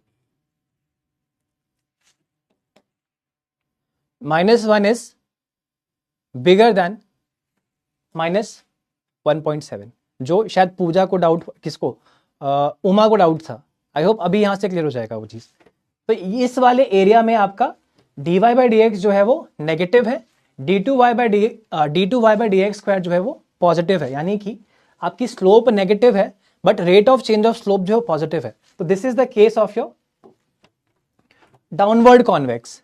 सिमिलरली आप बाकी केसेस के लिए अपना दिमाग यूज करेंगे। यहां पे आपके बाकी केस लिखे हुए हैं, मैंने एक केस आपको एक्सप्लेन किया है, आप अपना दिमाग यूज करेंगे, खुद से ट्राई करेंगे, क्योंकि अगर आप ये समझ लेंगे अच्छे से तो ये आपको कॉन्सेप्ट क्लियर हो जाएगा फिर, राइट। तो this is the case of your downward convex. इस तरीके से ग्राफ बना हुआ है, तो ये आपका downward convex, convex to the origin की हम बात कर रहे हैं, ओरिजिन की तरफ इसका जो मुंह है वो कॉन्वेक्स वाला मुंह है, राइट। ठीक है, अब देखो पॉइंट ऑफ इन्फ्लेक्शन क्या होता है। अगर स्लोप जो है साइन चेंज कर रही है, साइन चेंज कर रही है, यहां पे स्लोप जो है पॉजिटिव थी, यहां जो है नेगेटिव हो गई, तो उसके बीच में एक पॉइंट ऐसा आता है जहां पे आपकी स्लोप 0 होती है, उसको हम कहते हैं पॉइंट ऑफ इन्फ्लेक्शन, राइट। तो पॉइंट ऑफ इन्फ्लेक्शन, जब भी आपकी स्लोप जो है साइन चेंज करेगी, then you will always have a point of inflection जहां पे पहले वो स्लोप 0 करेगी।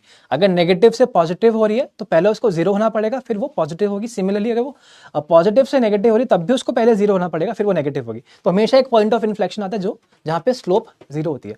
पॉइंट ऑफ इन्फ्लेक्शन मतलब स्लोप इक्वल टू 0 वाला पॉइंट, एक तरह से ये चीज याद रहेगी। इस चीज को ट्राई कर लोगे खुद से और ये चीज, ये आइडिया समझ में आया कुछ कुछ, इससे आपके कॉन्वेक्सिटी और कॉन्केविटी के कॉन्सेप्ट डेवलप होते हैं, जो यहां पे हमने मेंशन भी किया। देखो इस टाइप के जो कर्व बनते हैं, है ना, तो ये जो है कॉन्केव अपवर्ड है, ये भी कॉन्केव अपवर्ड है, कॉन्केव अपवर्ड, यानी कि ये कॉन्वेक्स टू द ओरिजिन है। हम बेसिकली ओरिजिन के कॉन्टेक्स्ट में ये चीजें मेजर करते हैं। जब भी उसका मुंह या उसका जो जहां से वो टर्न ले रहा है ग्राफ, वो ओरिजिन की तरफ फेस कर रहा हो, तो हमारे कॉन्वेक्स वाले केस बनते हैं। और इसका उल्टा जब होता है तो आपके कॉन्केव वाले केस बनते हैं। Concave to the origin function जो है कॉन्केव होता है, राइट। यहां पे फंक्शन जो है वो कॉन्वेक्स होगा। यह हमने वो टेस्ट देखा हुआ है कि d2y/dx स्क्वायर अगर पॉजिटिव है तो आपका कॉन्वेक्स वाला केस बनता है, अगर वो नेगेटिव है तो आपका कॉन्केव वाला केस बनता है। Rate of change of slope से हम मेजर करते हैं कॉन्केविटी और कॉन्वेक्सिटी को। यहां तक क्लियर है सबको, यहां तक क्लियर है।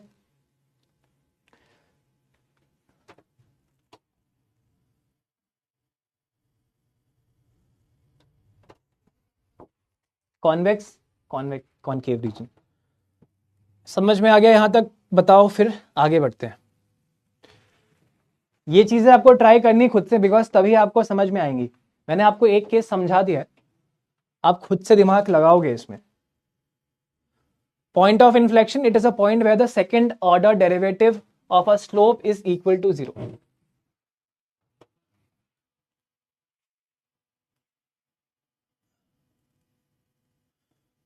All right, all right, all right, good, ठीक है।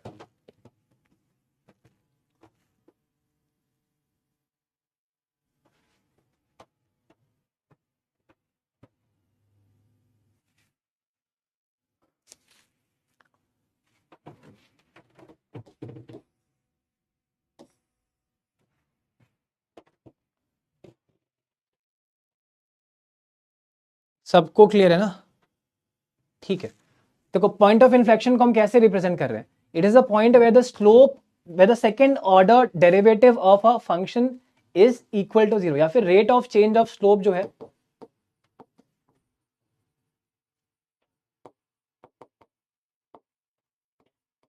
इक्वल टू जीरो है।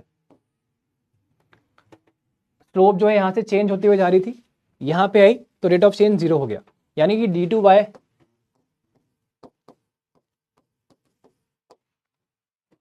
क्या यहां पे D Y by D X भी जीरो होगा? क्या पॉइंट ऑफ इन्फ्लेक्शन पे स्लोप भी जीरो होगी? कौन बताएगा? यस या नो? यस या नो? हमने सेकंड डेरिवेटिव लिखा हुआ है यहां पे, फर्स्ट डेरिवेटिव भी जीरो होगा क्या?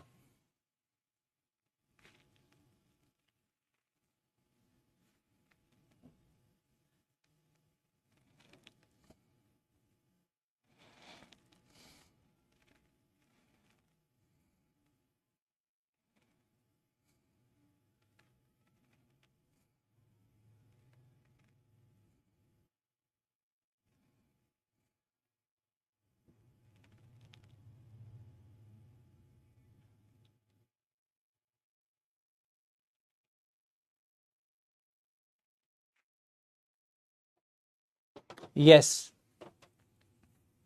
आशिमा ने यस बोला है, पूजा ने भी यस बोला है। बाकी लोग बताओ।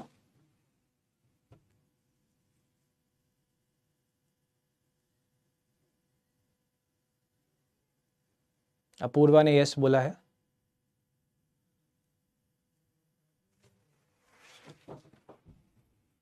इस पॉइंट पे जो टैंजेंट बन रही है इस कर्व पे, उसकी स्लोप क्या है? जीरो है ना? तो D Y by D X भी जीरो है यहां पे, ठीक है? ठीक है, सबको समझ में है, ये सबकी अंडरस्टैंडिंग है यहां पे, तो आगे बढ़े।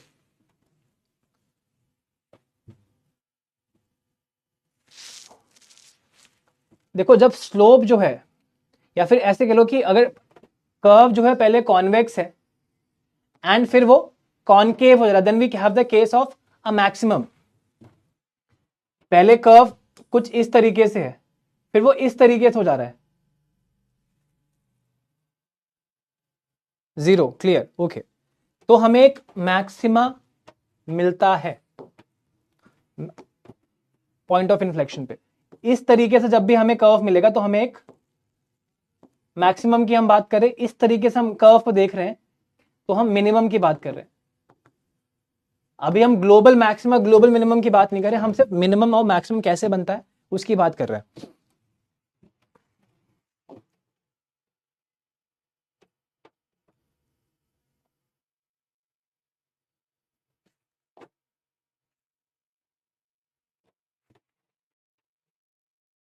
जीरो, ठीक है। तो जब भी कुछ ऐसे कर्वेचर होगा तो मैक्सिमम बनेगा, जब भी कुछ ऐसे कर्वेचर होगा तो हमेशा मिनिमम बनेगा, इसको याद रखना,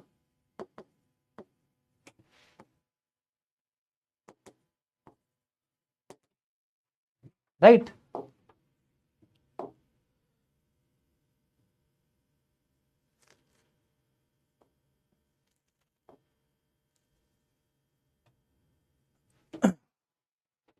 अब रिलेशनशिप बिटवीन स्लोप, स्टीपनेस और flatness of a function. If a curve has more slope then it has more steep और less flat. More slope implies for a unit change in x variable there exists a greater change in y variable.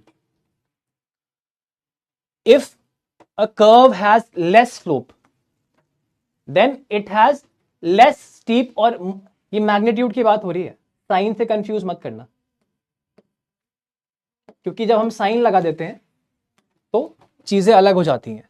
Steepness को हम magnitude से major करते हैं हमेशा, ये चीज याद रखना। स्लोप की वैल्यू या स्लोप की मैग्नीट्यूड अगर हाई है तो मतलब आपका जो कर्व है it is more steep, right? इस चीज को याद रखना।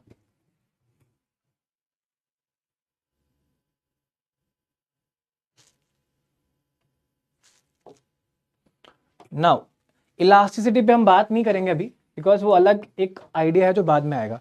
वो बेसिकली प्रोपोर्शनेट चेंज की बात करता है। अभी हम रेट ऑफ चेंज की बात करें, प्रोपोर्शनेट चेंज, है ना? तो उसमें हम dy बाई डी एक्स की बात कर रहे हैं।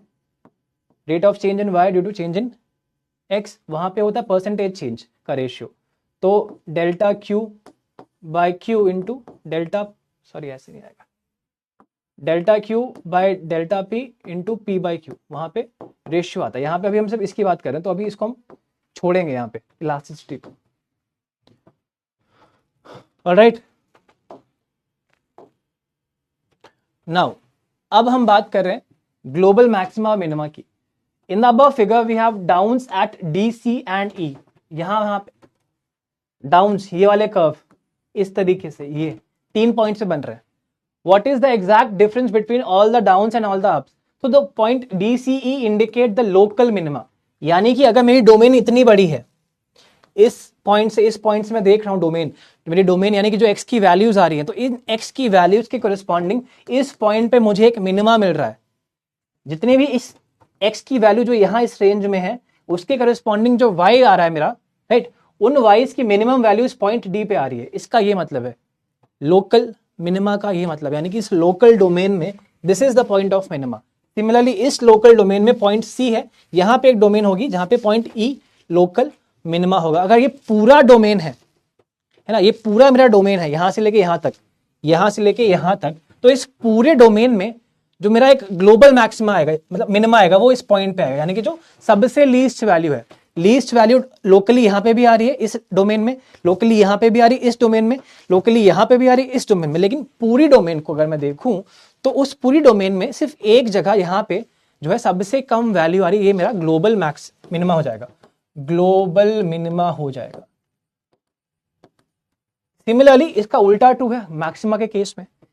इस पॉइंट पे, इस पॉइंट पे, इस पॉइंट पे और इस पॉइंट पे, सॉरी, 2 पॉइंट्स पे आपको मैक्सिमा मिल रहा है। तो इस वाली डोमेन में कहीं पे हमें बी पॉइंट पे मैक्सिमा मिल रहा है, इस वाली डोमेन में हमें कहीं ए पॉइंट पे, यानी कि लोकली हमें 2 पॉइंट पे मैक्सिमा मिल रहा है। बट ग्लोबली अगर मैं देखूं पूरी डोमेन में, this is the point of global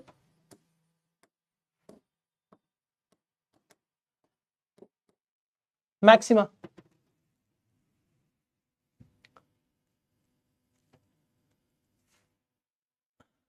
जब हम ऑप्टिमाइजेशन पढ़ते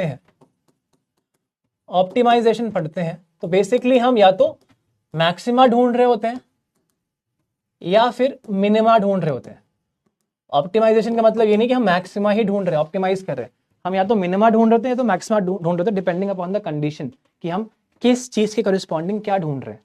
अगर हम कॉस्ट की बात करेंगे तो हम मिनिमाइज करने की बात करेंगे, अगर हम प्रॉफिट्स की बात करेंगे तो उनको मैक्सिमाइज करने की बात करेंगे। इन दोनों ही केसेस में हम ऑप्टिमाइज कर रहे हैं, एक में हम मिनिमाइज कर रहे हैं, एक में हम मैक्सिमाइज कर रहे हैं। ठीक है, तो ये है आइडिया आपके ग्लोबल और लोकल मैक्सिमा मिनिमा का। देखो ऑप्टिमाइजेशन इंप्लाइज मैक्सिमम या फिर मिनिमम, दोनों में से कोई भी चीज हो सकती है। ठीक है,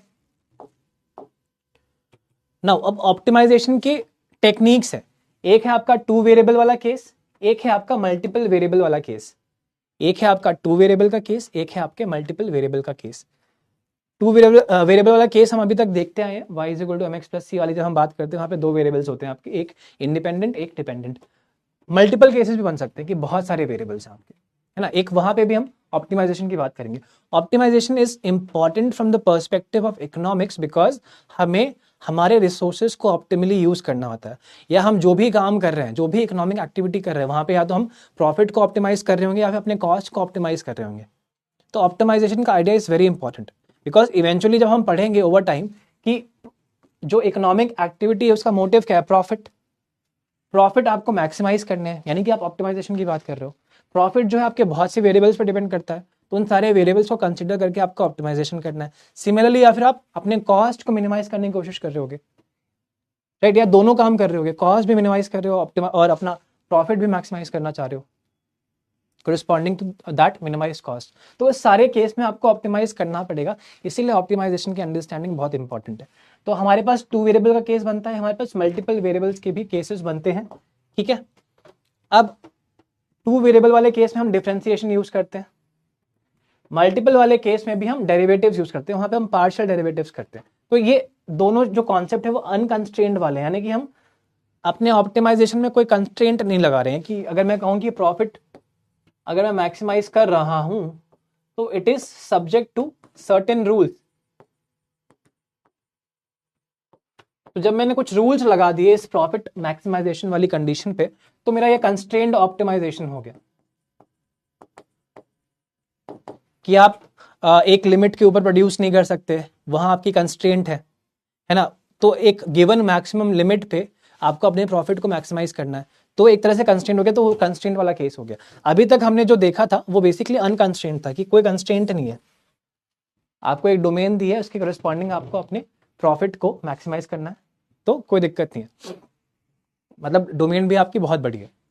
यहाँ पे आपको दिया रहेगा कि भाई ये कंडीशन है, ये कंडीशन है। जैसे कि अगर मैं ये कहूं कि मुझे अपनी यूटिलिटी को मैक्सिमाइज करना है, राइट, ऑप्टिमाइज करना है, यूटिलिटी को मैक्सिमाइज करना है, मेरे को कंस्ट्रेंट क्या बोलेगा कि मेरा बजट जो है वो मेरा कंस्ट्रेंट है, इस बजट को ध्यान में रखते हुए आपको अपनी यूटिलिटी को मैक्सिमाइज करना है। तो ये that is the case of constrained optimisation, right.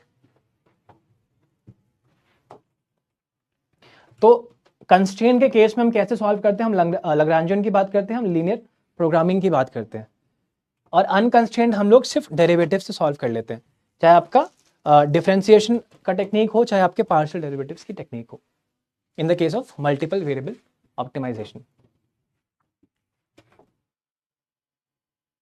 तो देखो 2 वेरिएबल केस में हम ऑप्टिमाइजेशन की बात कर लेते हैं, ये हमने पढ़ा भी हुआ है बेसिकली। तो इसमें हम फर्स्ट डेरिवेटिव और सेकंड डेरिवेटिव को यूज करते हैं, इसमें कुछ भी नहीं है, हमें ये चीज पता है ऑलरेडी। वहां पे हम क्या करते हैं, हम पहले फर्स्ट डेरिवेटिव लेते हैं, है ना, इसको इक्वल टू 0 करते हैं, इसके कोरिस्पॉन्डिंग मान लो कोई फंक्शन है y और x के बीच में, यहाँ पे x जो है इंडिपेंडेंट वेरिएबल है, तो जब मैं फर्स्ट डेरिवेटिव लेके इक्वल टू 0 करता हूं तो मुझे x की कुछ वैल्यूज मिल जाएंगी, और फिर मैं सेकेंड डेरिवेटिव लूंगा इसी फंक्शन का, x की वैल्यूज मिलने का मतलब, या फर्स्ट डेरिवेटिव 0 करने का मतलब, वो सारी वैल्यूज मुझे मिल गई जहां पे आपकी स्लोप जो है 0 हो रही है। और फिर मैं सेकंड डेरिवेटिव लूंगा, यहां पे मैं x की वैल्यूज पुट करूंगा, जो भी मेरी वैल्यूज यहां से मुझे मिली है फर्स्ट डेरिवेटिव के बाद, और यहां पे अगर सेकंड डेरिवेटिव नेगेटिव आया तो वो एक मैक्सिमा का केस बनता है, और पॉजिटिव आया तो वो मिनिमा का केस बनता है। ये हमें पता है, पता होना चाहिए, बिकॉज आपने, मैं ये मान के चल रहा हूँ कम से कम ग्रेजुएशन, अगर आप फर्स्ट ईयर मास्टर्स में भी हैं तो आपने ग्रेजुएशन कर रखी है, ग्रेजुएशन में भी आपने पढ़ा, ये 12th क्लास की मैथ्स में भी आपने पढ़ा है कि कैसे हम मैक्सिमम मिनिमम निकालते हैं, राइट। तो ये कंडीशंस आपको याद होंगी, मैं दोबारा सिर्फ रिवाइज करवा रहा हूं आपको। For maximum we have f dash x, यानी कि first derivative equal to 0 and second derivative जो है लेस देन 0 आएगा। For minimum we have f dash x equal to 0 and second derivative is positive. Point of inflection के लिए भी आपका f dash x 0 होता है, जैसे हमने बात करी अभी, जो अभी कमेंट्स में भी लिखा हुआ है, and we have f double dash x also equal to 0। अब आई होप चीजें और क्लियर हुई होंगी यहां से, है ना। एक एग्जाम्पल कर लेते हैं कि कैसे हम लोग निकालते हैं, इस एग्जाम्पल को करते हैं क्योंकि टाइम तो हो गया, ठीक है कोई नहीं, इसके बाद बाकी चीजें हम कल करेंगे बिकॉज अभी एक और क्लास लेनी है। So given the total cost and demand functions of a firm, find the price at which profits are maximised. Profit maximisation की बात करें तो कैसे आपके ऑप्टिमाइजेशन के कॉन्सेप्ट को हम इकोनॉमिक्स में यूज करते हैं वो हम देखते हैं अभी, और कैसे हम ऑप्टिमाइज करने वाले वो देख लेते हैं। देखो आपको कॉस्ट दिया हुआ है, कॉस्ट दिया हुआ है, आई होप ये चीज आप कर भी लोगे खुद से, बट मैं एक बार एक्सप्लेन कर दे रहा हूँ। और आपको प्रॉफिट या प्राइस दिया हुआ है, सॉरी 100 माइनस 3Q। आपको क्या करना है, आपको प्रॉफिट को मैक्सिमाइज करना है, प्रॉफिट फंक्शन को मैक्सिमाइज करना है। प्रॉफिट कैसे निकलेगा, प्रॉफिट फंक्शन पहले मैं बनाऊंगा, तो P आपको गिवन है, अगर पहले मैं निकालूंगा TR TR इज टोटल रेवेन्यू। तो total revenue minus total cost जो कि गिवन है आपको इज इक्वल टू प्रॉफिट होता है। तो यहां से ये फंक्शन बन जाएगा और फिर इस फंक्शन को मैं मैक्सिमाइज कर लूंगा। तो अगर मैं P इंटू क्यू कर दूं तो मुझे टोटल रेवेन्यू आ जाएगा मेरा, यानी कि price into the number of quantity sold. तो क्या मिलेगा मुझे, P into Q is equal to 100Q minus 3Q square. अब टोटल रेवेन्यू आ गया, इससे मैं कॉस्ट को माइनस कर दूंगा तो प्रॉफिट कितना आएगा मेरा।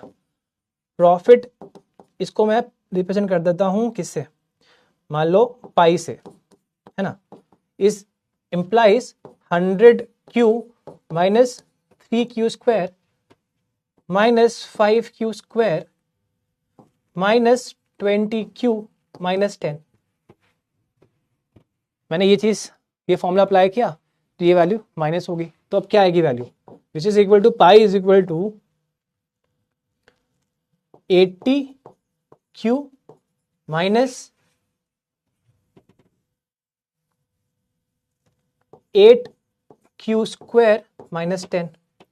अब मुझे इस प्रॉफिट फंक्शन को मैक्सिमाइज करना है ना, मैक्सिमाइज करना है। तो पहले मैं क्या लूंगा, फर्स्ट डेरिवेटिव लूंगा। तो del pi by del Q, क्यों, क्योंकि डिपेंडेंट वेरिएबल यहाँ पे क्यू है तो क्यू के रिस्पेक्ट में लूंगा। तो मुझे क्या मिलेगा, 80 माइनस 16Q।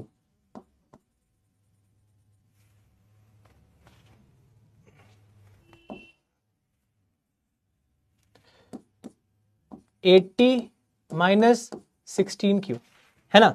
अब मैं इसको इक्वल टू 0 कर दूंगा। 80 minus 16Q is equal to 0। This implies Q is equal to 5 आ गया।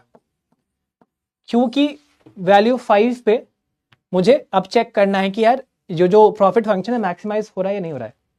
तो अब मैं लूंगा second derivative, del 2 pi upon del Q square. तो ये क्या आएगा, ये आएगा माइनस 16, यानी कि नेगेटिव आएगा। यानी कि मैक्सिमम वैल्यू मुझे मिल रही है, मेरा मैक्सिमा निकल के आएगा एट Q इक्वल टू 5। ये यहां से चेक हो गया। तो अब निकाल लेते हैं भाई प्रॉफिट। क्या निकालना है प्रॉफिट, अच्छा प्राइस पूछा है कि इस पे प्रॉफिट मैक्सिमाइज होगा। तो Q मुझे मिल गया है, प्राइस में मैं उस फंक्शन में पुट कर दूंगा। प्राइस जो है 100 माइनस 3Q है, तो P क्या आएगा मेरा, 100 माइनस 3 इंटू 5, तो P इज इक्वल टू 85। तो option B is the right answer. I hope ये क्लियर है सबको यहां तक, कैसे हम ऑप्टिमाइजेशन यूज करते हैं, कैसे हम मैक्सिमा मिनिमा वाली कंडीशंस यूज करते हैं टू सॉल्व आवर इक्वेशंस या टू अंडरस्टैंड इकोनॉमिक्स। क्लियर है यहां तक सबको।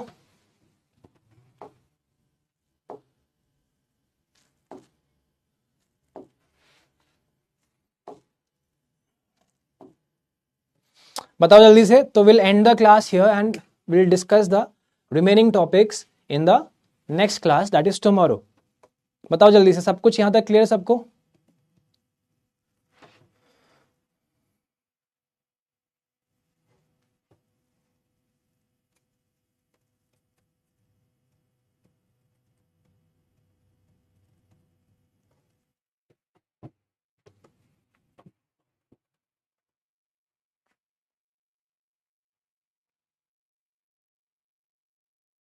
अच्छा, प्रीवियस क्लास के होमवर्क क्वेश्चन के आंसर्स इतने मुश्किल थे क्या वो क्वेश्चंस?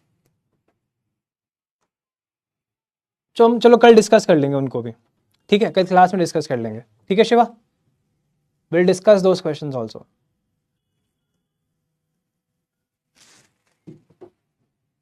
इसमें हमें एक टॉपिक और पढ़ना है अभी, होमोजेनिटी और आपका होमोथेटिसिटी, होमोथेटिक फंक्शंस और होमोजेनस फंक्शन। तो वो हो जाएगा जल्दी, फिर हम डिस्कस वो भी कर लेंगे। चलो ठीक है, is it clear to everyone? बाकी लोग बताओ यार, ताकि वी कैन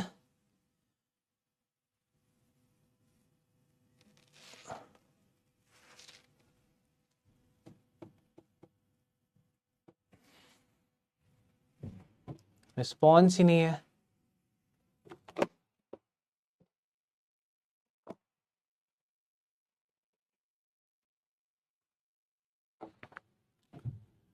चलो ठीक है, I'll end the class here and I'll see you tomorrow.